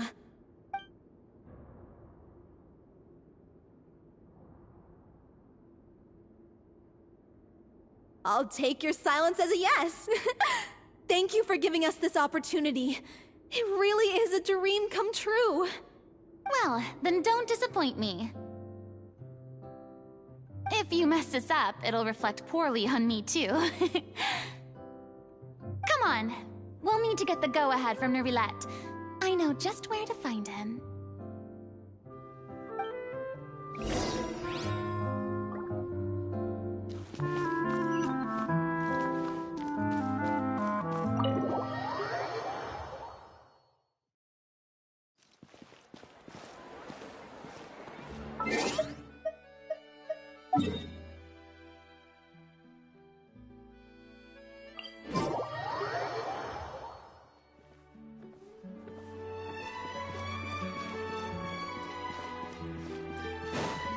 Adventure time! Hey, look at that! Looks like I guessed right. You were just guessing? I knew you'd be here. I'm here merely for a short break. It has been a while, Miss Furina. And you too, Traveler in Paimon. What might I assist you with today? I would like to book the Opera Epiclese for an event. You see... I understand. The process for booking the Opera Epiclese is complex and can be somewhat cumbersome. But given that the request is coming from the three of you, I see no reason to make things unduly difficult. The story of the little Oceanid is most fascinating. I'm looking forward to seeing it performed on stage. I will say, however, that I am surprised to see your passion for the performing arts rekindled after all that has happened. Huh? What do you mean? Do I look excited? Yes, and this is the first time that I've seen you like this since your departure from deityhood. At first, I just felt bad about rejecting them, so I wanted to learn a little bit more about their situation. But one thing led to another, and... well, here we are. In the past, we sat in our high chairs in the court, giving our opinions on isolated cases, all while knowing very little about the human stories behind each and every one.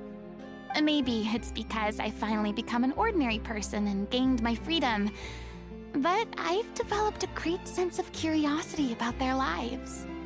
I am truly delighted to see you find a new lease on life.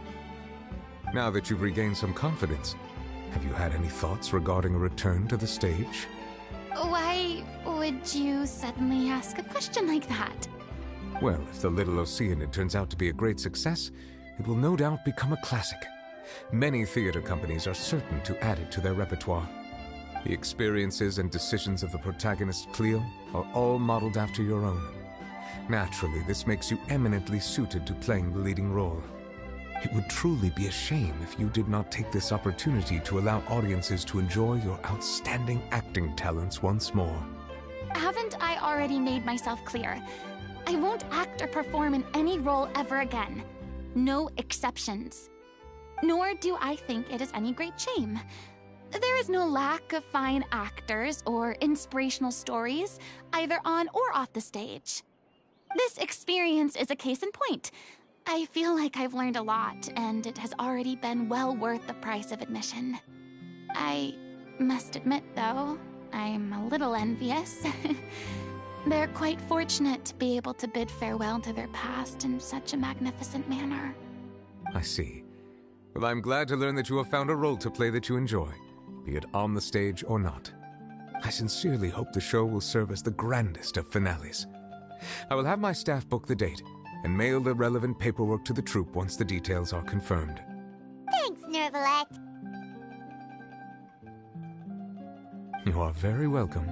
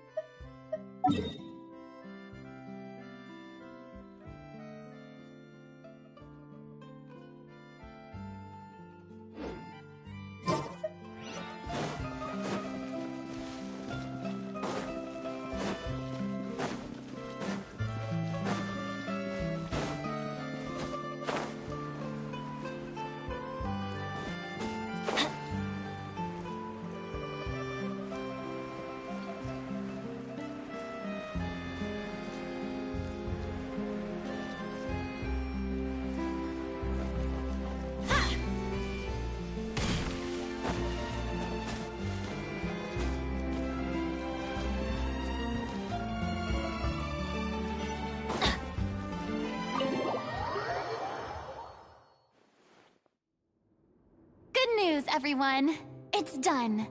The Opera Epiclese is booked. Thanks to my eloquent and impassioned speech, Monsieur Nervalette was moved to provide us with a fitting stage for this special performance. We've had to fight every step of the way for this opportunity, but we now have all of the ingredients necessary to stage a truly spectacular performance. A touching story, a magnificent venue, and last but not least, a passionate and dedicated cast. Now, let's work together and make this show the best it can be. This is truly wonderful. The sooner we can finalize the ending, the more time we'll have to rehearse.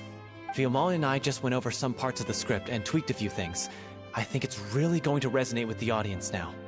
Wow, you two had a constructive conversation? That's great! Communication is vital to any good performance.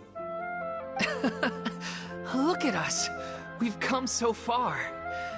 I never could have pictured this scene a few days ago. It's amazing! Even though Furina's still being a bit of a drama queen about it all, she's really fired everyone up! Please feel free to give us any comments or suggestions you have. We really value your input. Hey, Loic, get over here. Time to practice the opening number.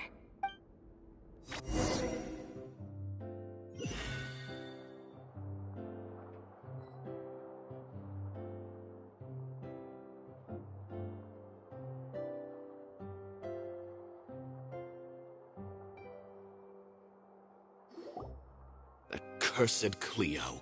She stole the waters of life from us. She's a fraud, and she must pay for her crimes. This has nothing to do with her. The ignorance and hatred of our people is to blame. How can we hope to win back the water's favor if we don't change our ways? This guy could be useful. Take him hostage. If Cleo wants him back, she'll have to show herself. Leave this place, oh little Oceanid, and never, ever look back!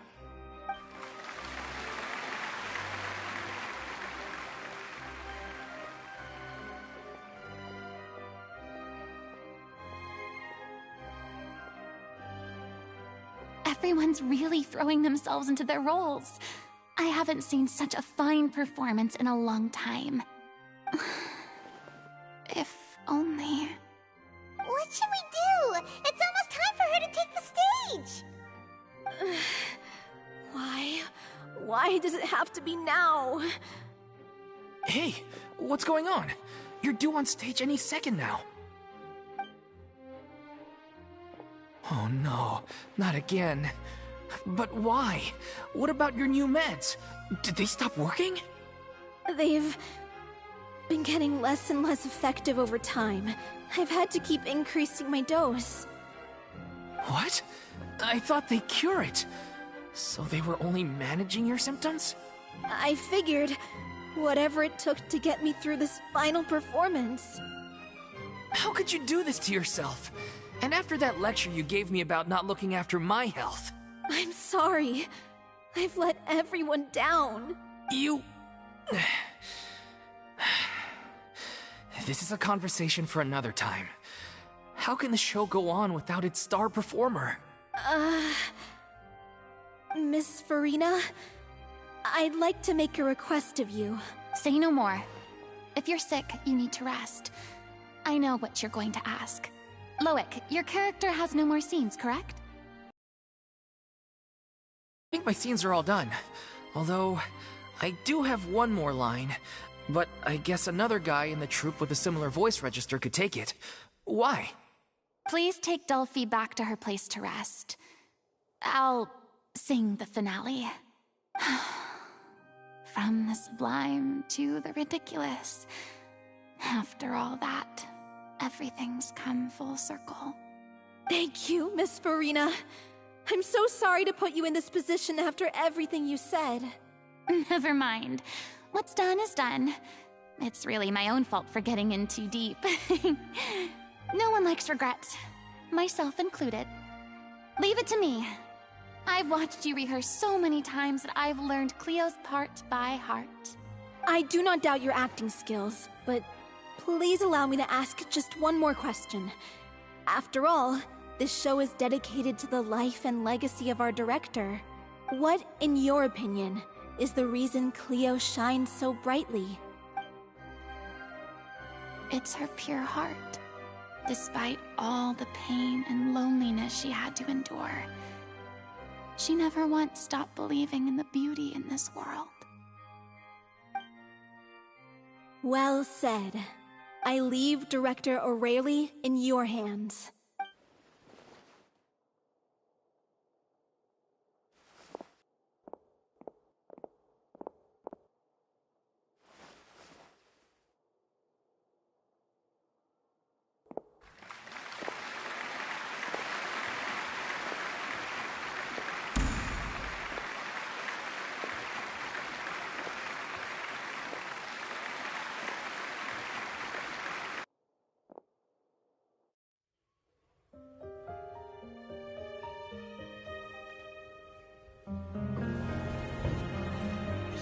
yet? Let's get here! She's not coming! You're wrong. She's here.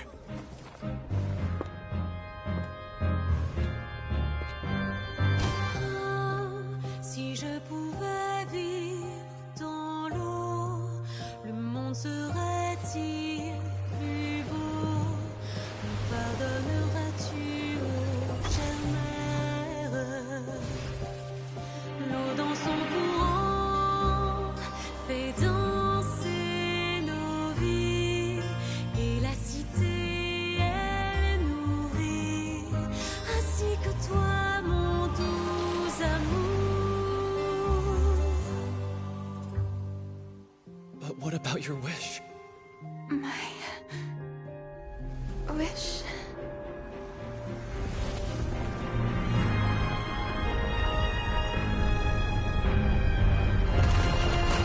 If you become human, you can reveal your secret to no one. You will face suffering and loneliness. Is this truly what you want? Le grand amour ne suffit pas, seul un adieu fleurira.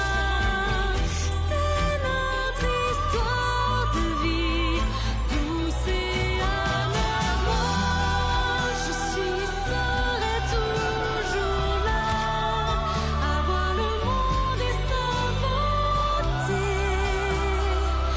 et ça ne changera jamais, jamais.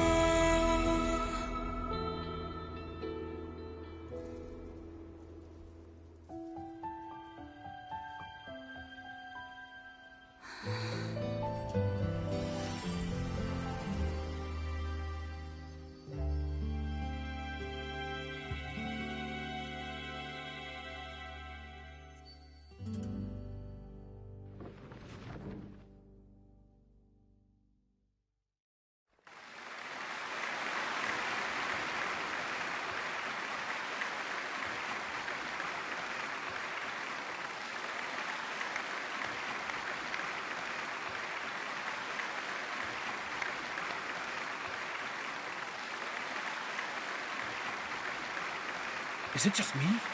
Or was that Lady Furina on the stage just now? She hasn't been seen for a while now, and she just appears out of nowhere? Gotta say, though, her acting skills are as superb as ever. The little Oceanid, Cleo, played by Aurélie Fumont.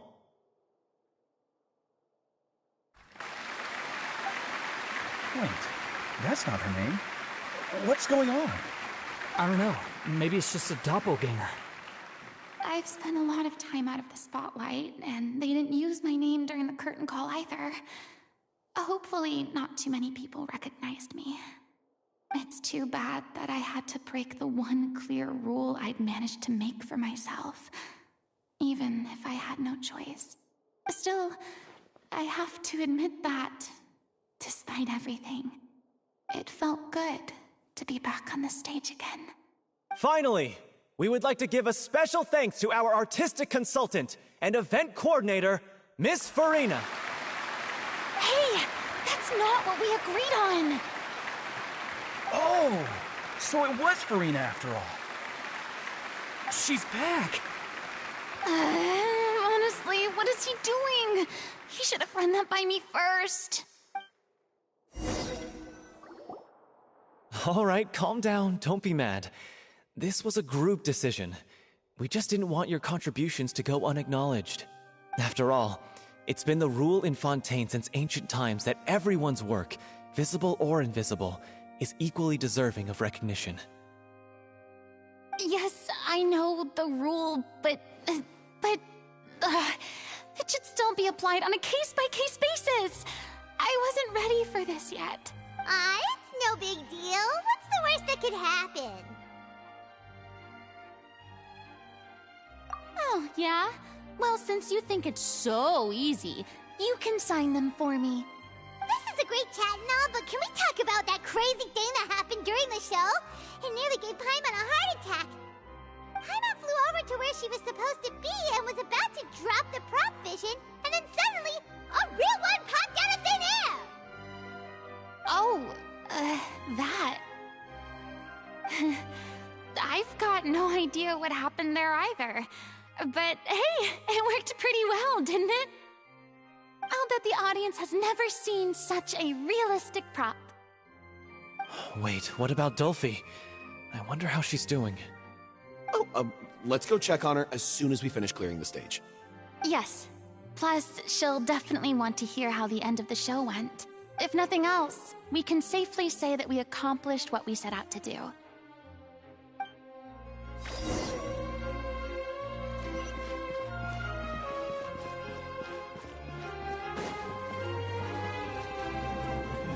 Off we go!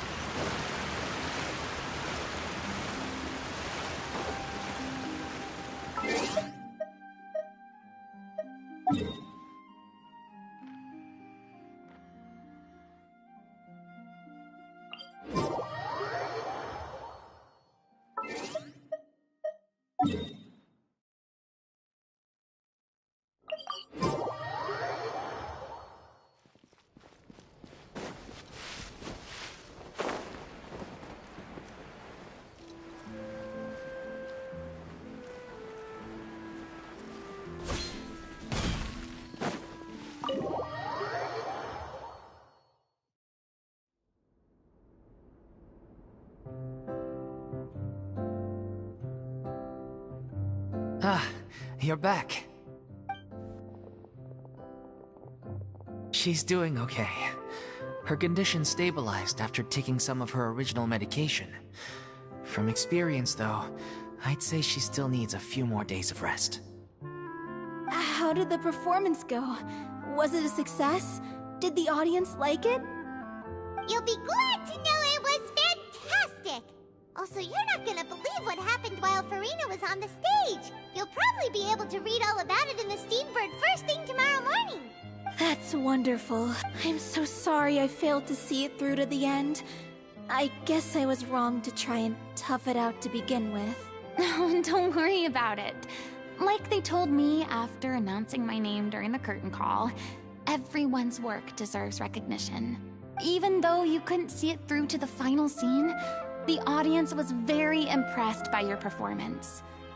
It's safe to say that you made your mark on this memorial show. Well, one way or another, we did it. I've had bad luck ever since I was born, so I never expect things to go smoothly in life. I'm just happy to know that we went out on a high note. That's all that matters. Blaming your bad luck again, are we?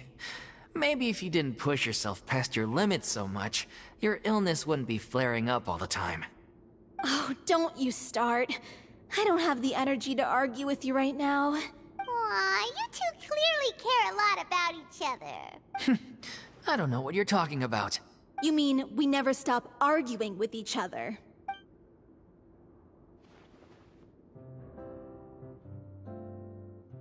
So, any plans for the next step? After the brilliant performance you put on, the reputation of your troupe is sure to spread through Fontaine like wildfire. You won't have to disband if you don't want to. You could capitalize on the rave reviews and license out the Little Oceanid to the bigger theater troupes out there. That would do wonders for your financial situation. No, we should still disband. Yeah, it's what we all agreed to. After all that's happened, I should give you guys some space. But maybe our paths will cross again one day. Hey, don't just walk off! I still want to keep performing, so I might join another troupe. After watching Miss Furina's performance, I think I'm starting to understand our director's infatuation with musicals. You should do it. It suits you. I'd originally hoped to keep performing too, but I don't know if my health will allow me to. Oh, so now you finally got your priorities in order. I guess I'll hold off until you've properly recovered as well. What about you, Miss Furina? Any future plans? Well, frankly, I think a return to obscurity is no longer an option for me. I'm sure a slew of consultancy requests will hound me wherever I go, until I finally acquiesce. You rather sealed my fate there with your special thanks at the end of the show. Sorry. It's quite all right. No need to apologize. What I meant to say is that this whole experience has shown me that perhaps I'm not as averse to a return to the stage as I previously imagined. Maybe Nervilette was right. Maybe Cleo is the right role for me. I still don't wish to pretend to be someone else, but I do have a desire to express myself. So, maybe the show will go on for me after all. Yeah. There was once a time when I was an actress in a masquerade, seeking only to hide the truth. But from now on, I want to spend my time learning real stories about real people and how they touch the lives of others around them. To watch them blossom and wither, see them refined on the page, retold on the stage, and remembered long into the future. I'm sure this is what captivated director O'Reilly as well. Sounds like you're ready to stop running from your true calling. The more you get out into the world, the more you'll discover what a fascinating place it is. Then it's a deal. If a vision is a gift from the gods, then I should do my best to honor it.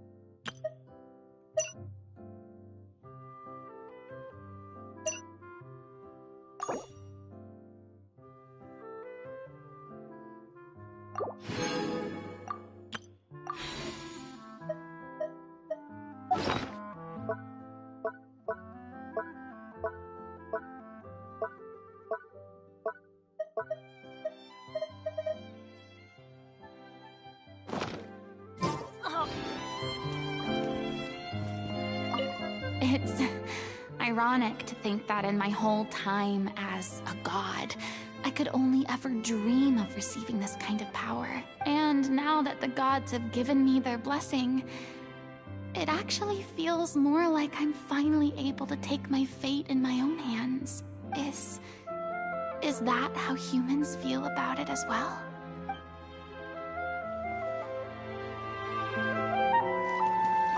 I'm just finishing packing up. As soon as I'm done, I've got an interview with the Steambird to get to. Thanks to all your help, the show was more perfect than we ever could have hoped for. But most of all, I want to thank you for giving me the chance to finally say farewell to O'Reilly.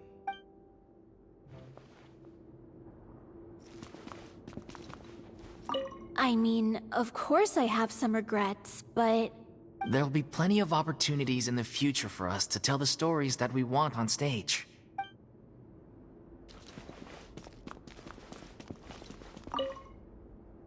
Now that the buzz is worn off, I feel ready to pass out.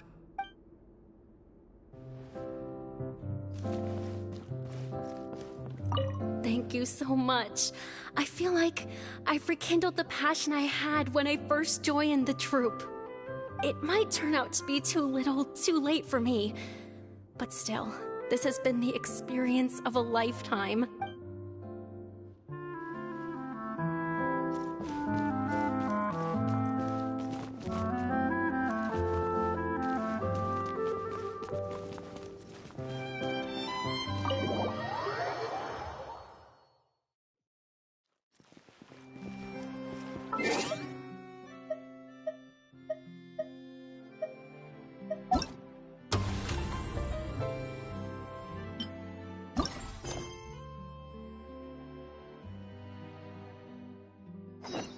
Benny's adventure team?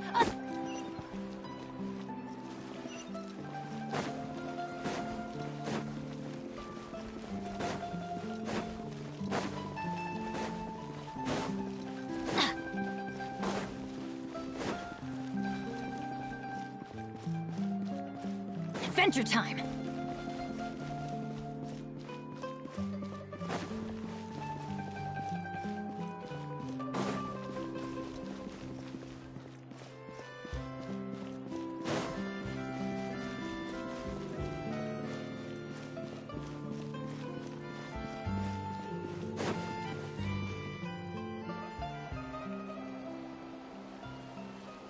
Seriously? But, Mr. Morris, I don't understand, sir. How can you only be telling me this now?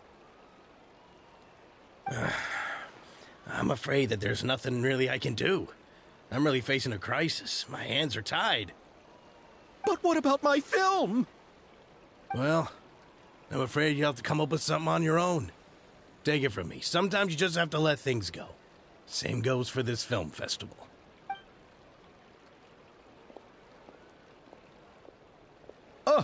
Oh. Hey, isn't it Xavier? So he's back in Fontaine now. Xavier! Oh, why, if it isn't the dear Traveler and Paimon. I really didn't expect to bump into you here at this time. Well, I was doing just fine until I received some terrible news just now. The investor I was working with for my upcoming film has fallen upon some hard times and is no longer able to provide the promised amount of funds. Can't you just find a different investor? Unfortunately, that's not how it works. We had signed an agreement specific to the Fontanalia Film Festival, stipulating that I cannot work with any other investors until the festival is finished. The Fontanalia Film Festival? What's that? Oh, is this your first time participating in Fontaine's Fontanalia Film Festival? Then allow me to fill you in. The Fontanalia Festival was established to commemorate the legendary Loch Knights, who went on a quest to search for the Oceanids, and eventually welcomed the Hydro Arconageria. The holiday is deeply connected to the founding of Fontaine, as well as its unique laws and trials. It's one of the most important festivals for this nation. But what's with that weird expression on your face? It's like you're trying really hard to remember something. I was just trying to recall the exact description from the books, in order to avoid any, unnecessary arguments over semantics. I usually try to recite things straight from the source. Well, either way, Paimon thinks she gets it now. It's just like the Windbloom Festival in Mondstadt, and the Lantern Rite in Lilith. Yes, those are festivals of a similar variety. Who doesn't like a good festival? And just like those of other nations, Fontaine will hold a plethora of events around this time each year. To commemorate the Loch Knights, people will imitate them by putting on special costumes, raising golden cups, and going door to door asking for pure water. But a few years ago, Lady Furina started to find the whole idea a little drab, and so decided to change the part about pure water to sweets. That really doesn't surprise Paimon at all. The whole thing seems more akin to a carnival now, and it's quite popular among the kids. Every year you can hear a bunch of them saying, "Trial or treat." Oh, that sounds pretty fun. But how does that connect back to the film festival you mentioned? Yes, it appears I've strayed off topic. I just got too excited after seeing you. Let me get back to the point. The Fontanalia Film Festival is an event proposed by the Fontaine Film Association this year. Now that film technology has matured as a medium, it's the perfect time to introduce more people to the art form. During this time, people may submit films to be evaluated, and the entry with the highest score will be given the Furina Award by the association. The what award? The Furina Award! You know, after the Hydro Archon. They coined it while Lady Furina was still in power, but even though things have changed, no one has made any motion to update the name. Perhaps everyone still thinks of it as a pretty appropriate name. Even though she isn't the Hydro Archon any longer, Lady Furina is still Fontaine's superstar. Anyone with eyes can see the way she shines on the stage. Huh. Alright.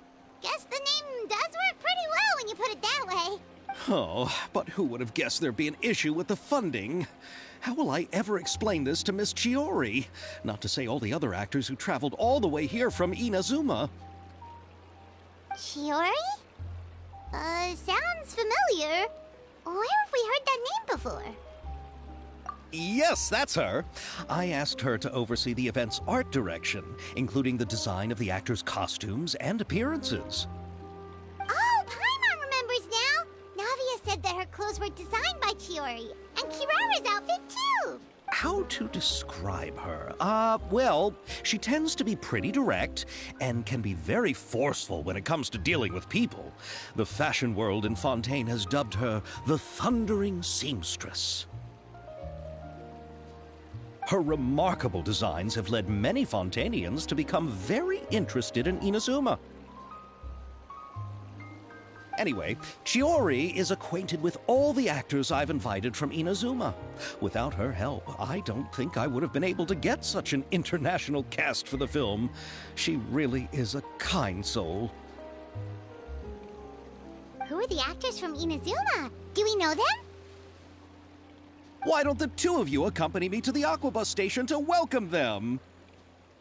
Judging from the time, the Aquabus should be arriving shortly. Chiori will be waiting to meet me there as well.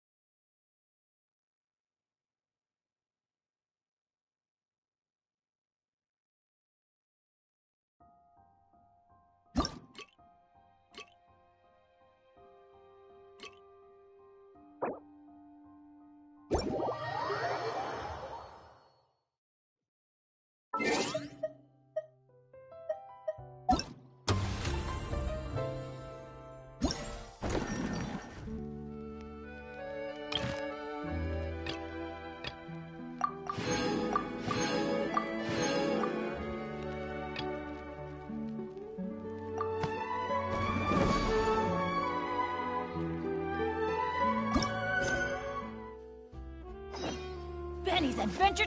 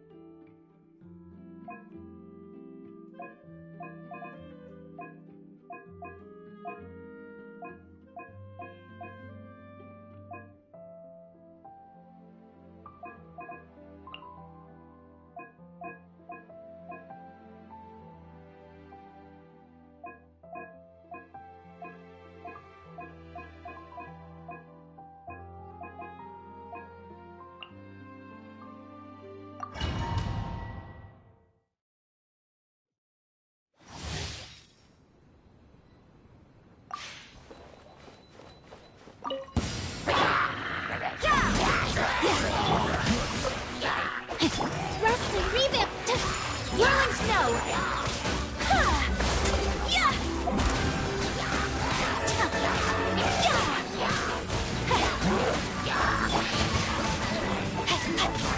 You can't run!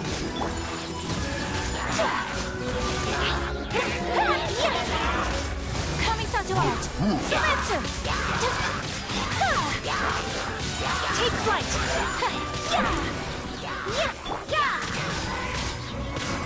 Witness the power of Guhua! Turn! Wind refuge! Allow me! Whirling snow! Sakura swirl! My apologies! Judgment! Punishment! Rain outlines your fate! Rain cut! Take flight!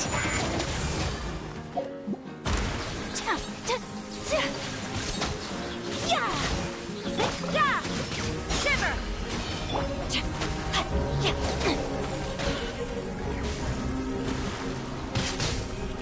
Let me weave you a verse. Know my sword! Covenant of the Deep! Hold the line!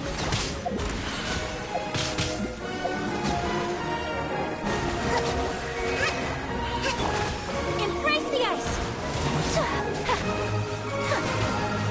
Whirling snow!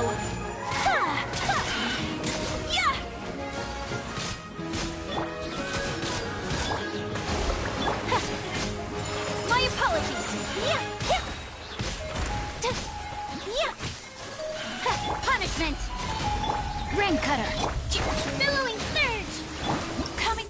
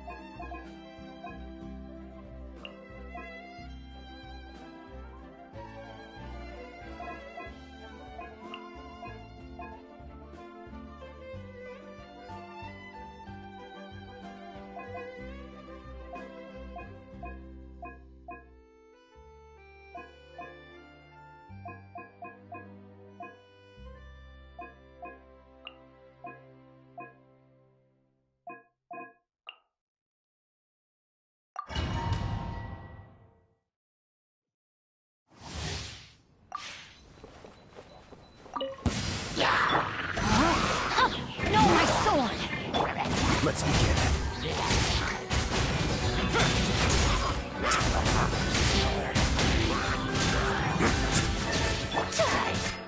Take flight! Silence!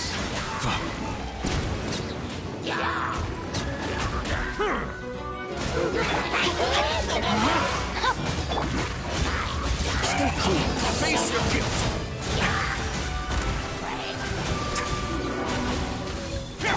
Settle down. My apologies! Embrace the ice!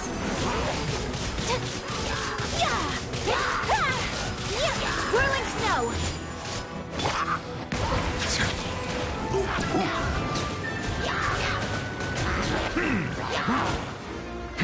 Let the mighty be humbled.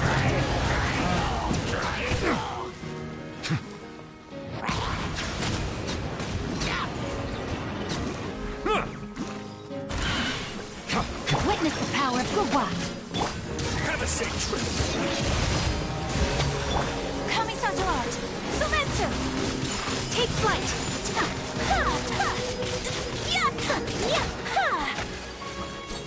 Rain outlines your fate. Huh?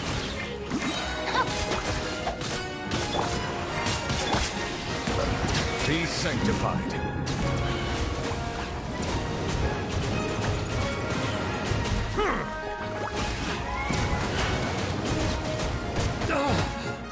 Bow your head.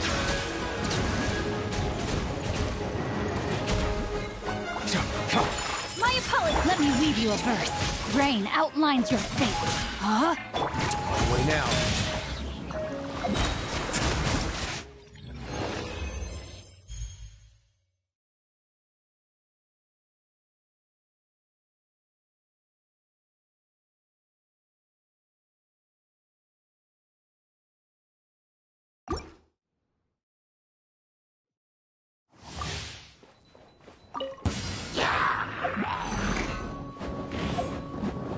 Whirling snow!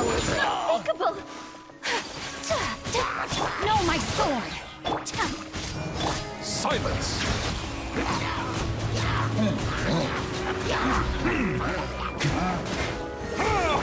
A moment, please.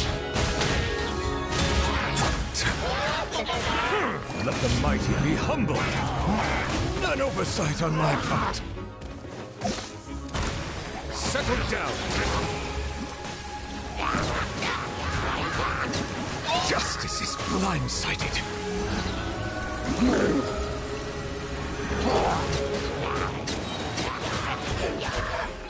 Bow your head.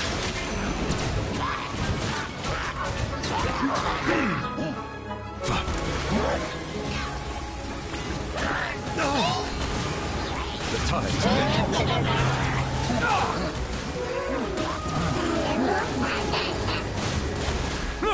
settle down.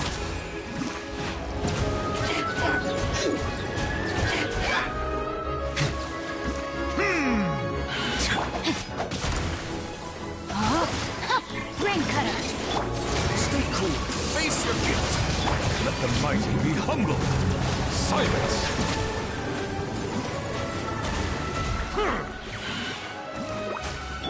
Embrace the ice! My apologies! Settle down.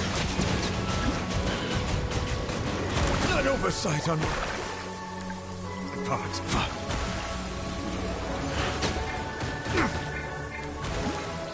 Let's begin.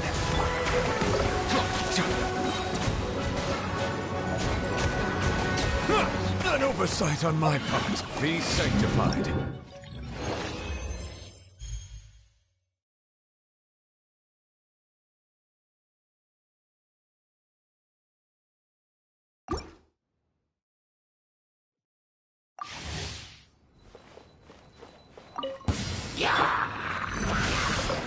Let me weave you up. Have a safe trip. A moment, please.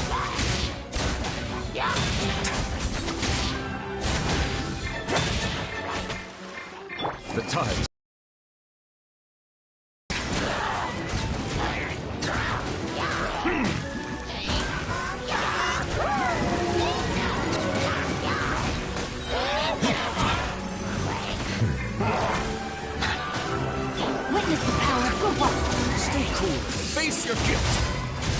Be sanctified. Settle down.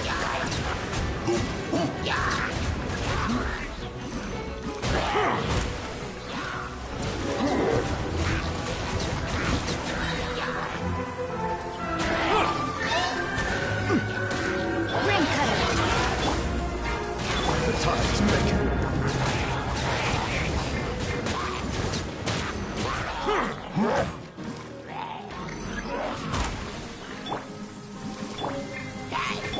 Things get a little chilly. Let's begin.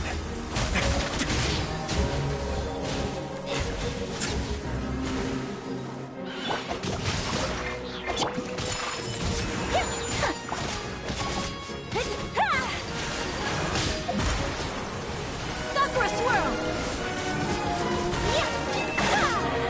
Whirling snow. Witness the power of Gugwa. Know my sword. Rain outline. So now, stay cool and face your guilt.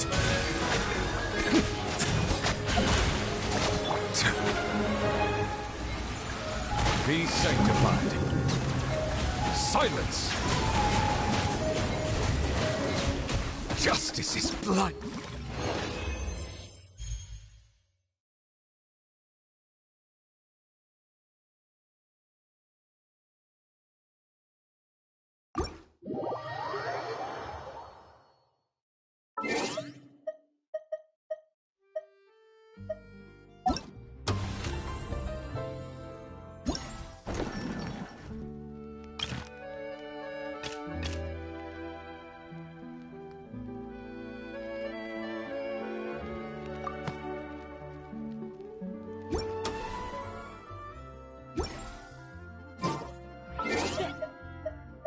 Adventure.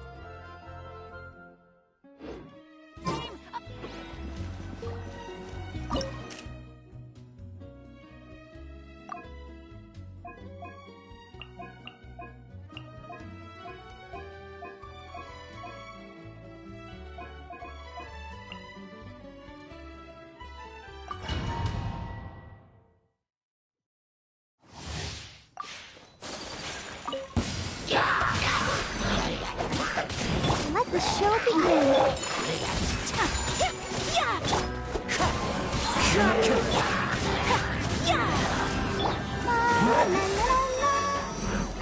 Clouds high. The birds call. Wind strike. My apologies. Kamisato art. Sumetsu.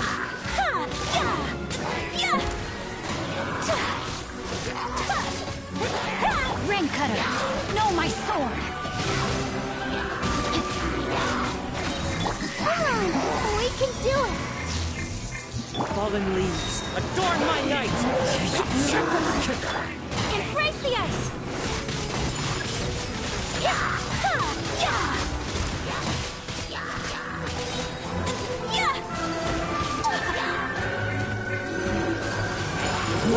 Let me weave you a verse. Clouds high. The birds call. Sakura swirl. Take flight. I'll protect us. Body and mind.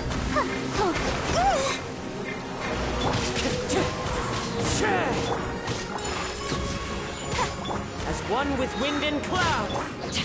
Rain cutter.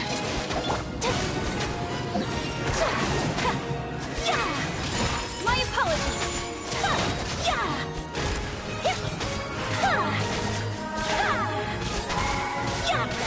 Wind strike. Take flight. Kamisato art. Sumetsu.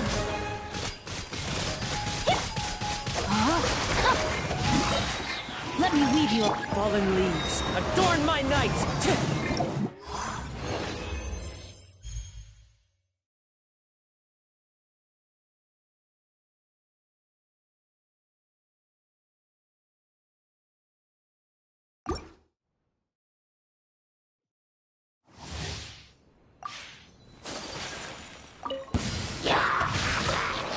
Know my sword. Clouds high. The birds call! Sakura Swirl! Whirling Snow!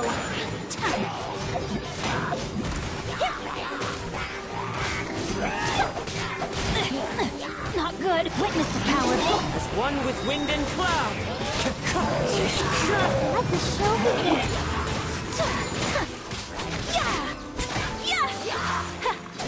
Embrace the ice. My apologies. Fallen leaves, adorn my night!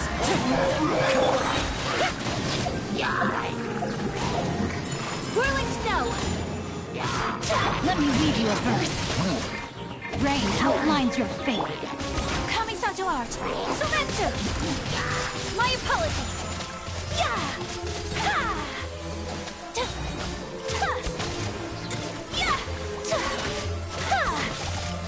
Take flight. As one with wind and cloud! Rain cutter. My apologies.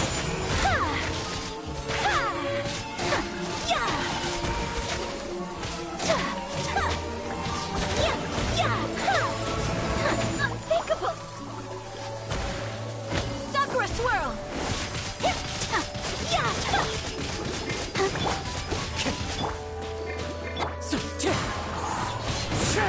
Fallen leaves, adorn my night! Take flight.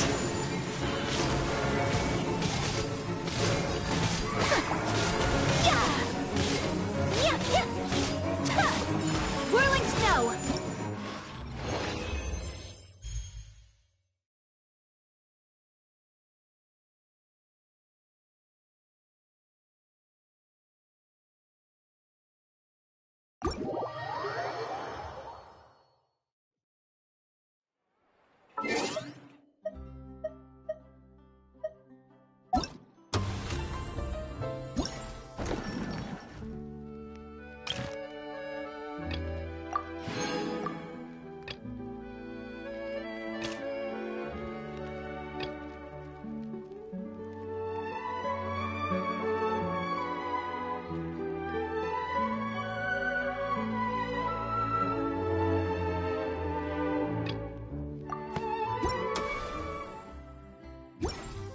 Good things come to those who don't wait around. That's what they...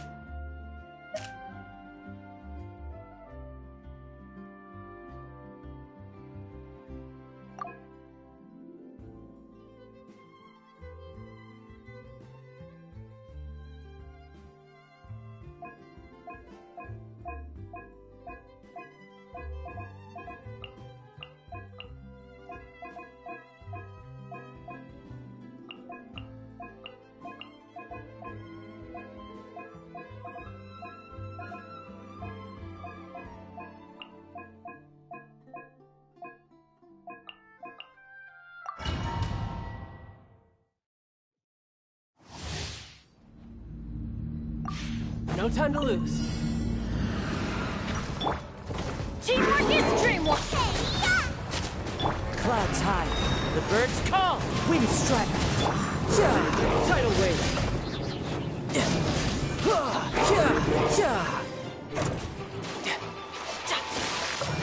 Brace yourself. This is gonna hurt.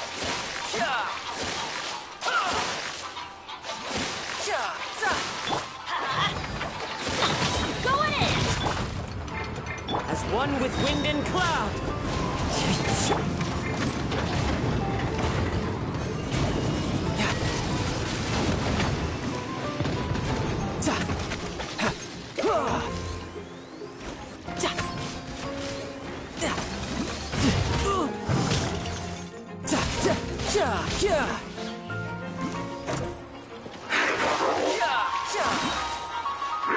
let your guard down.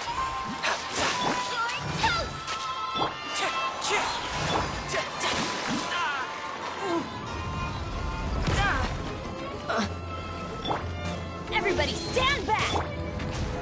Clouds high. The birds call.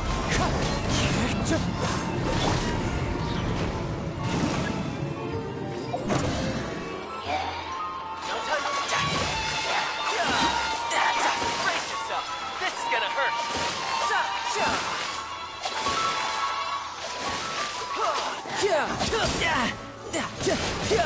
How? I had only just... Yeah.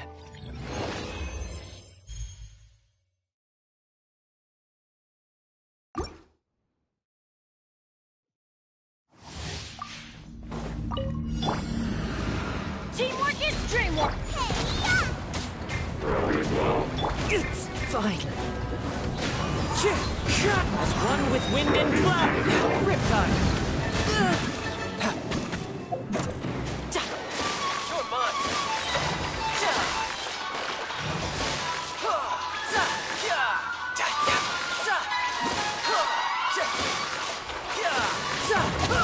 Shouldn't let your guard down.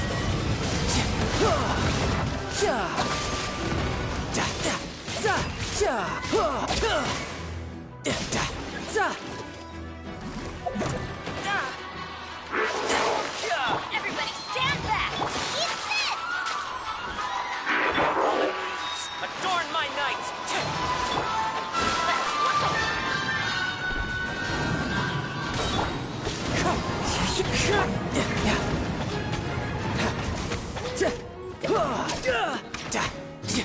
I'm going in! Clouds high, the birds call! Booba, get them! You're toast!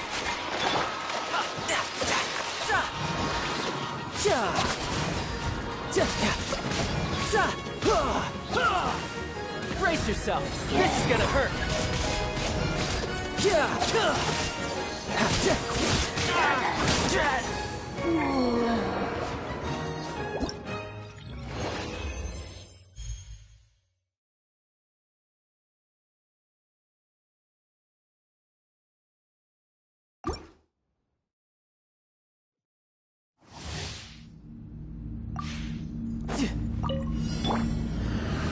Teamwork is dreamwork!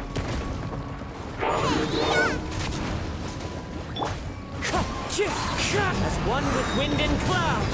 You can run, but you can't hide! Tidal wave!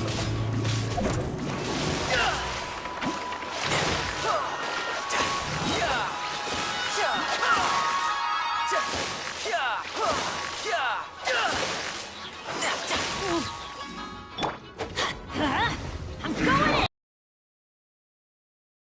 Toast! Nice and spicy! Fallen leaves, adorn my night! Riptide! No time to lose. Amateur. Out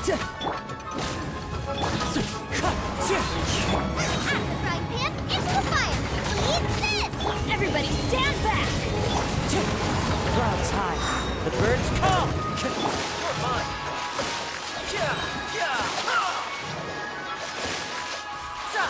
Shouldn't let your guard down!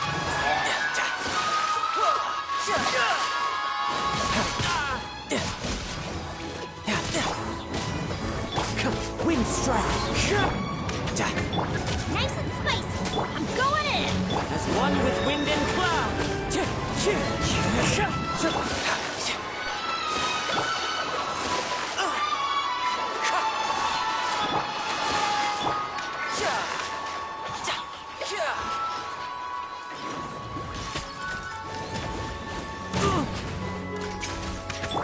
Let's light it up! You're toast!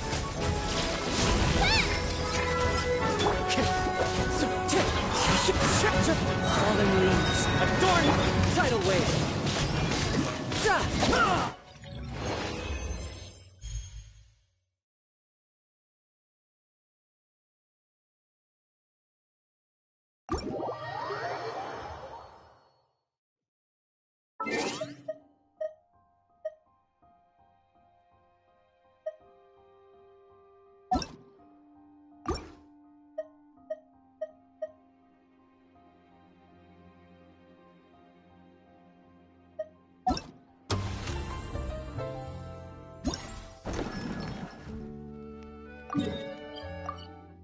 No one's joined me on an adventure in... ages.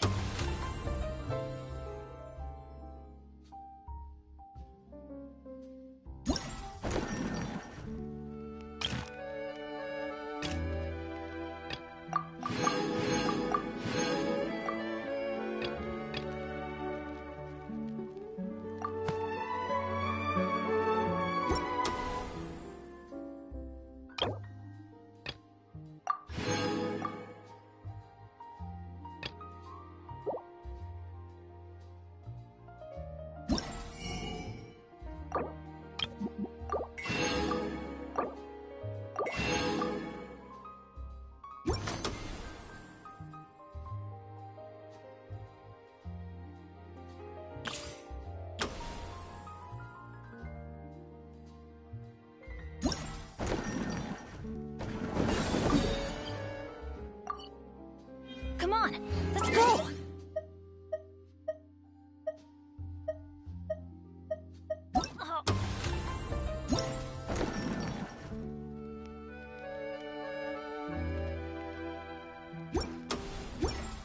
Wow!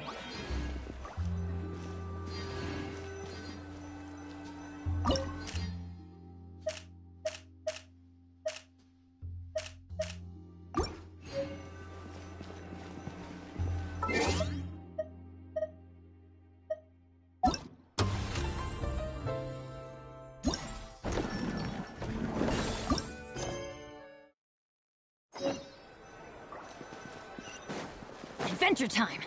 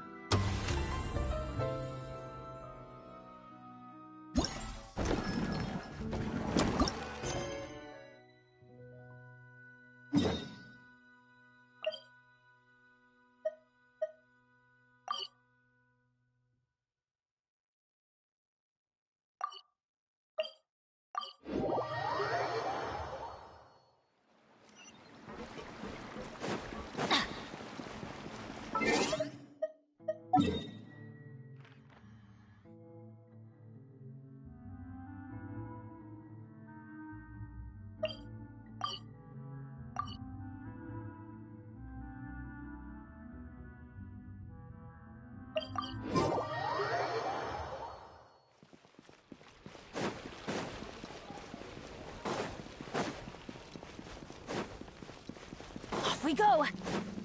Adventure time!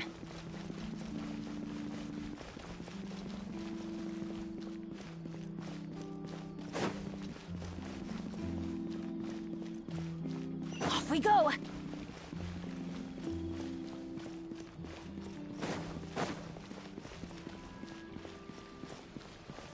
Adventure time!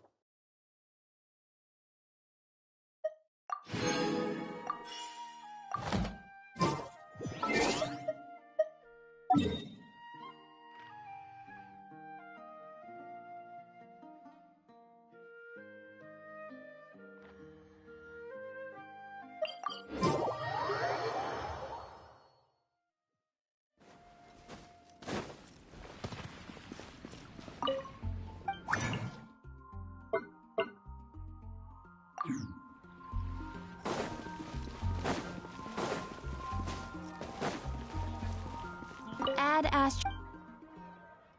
Thank you for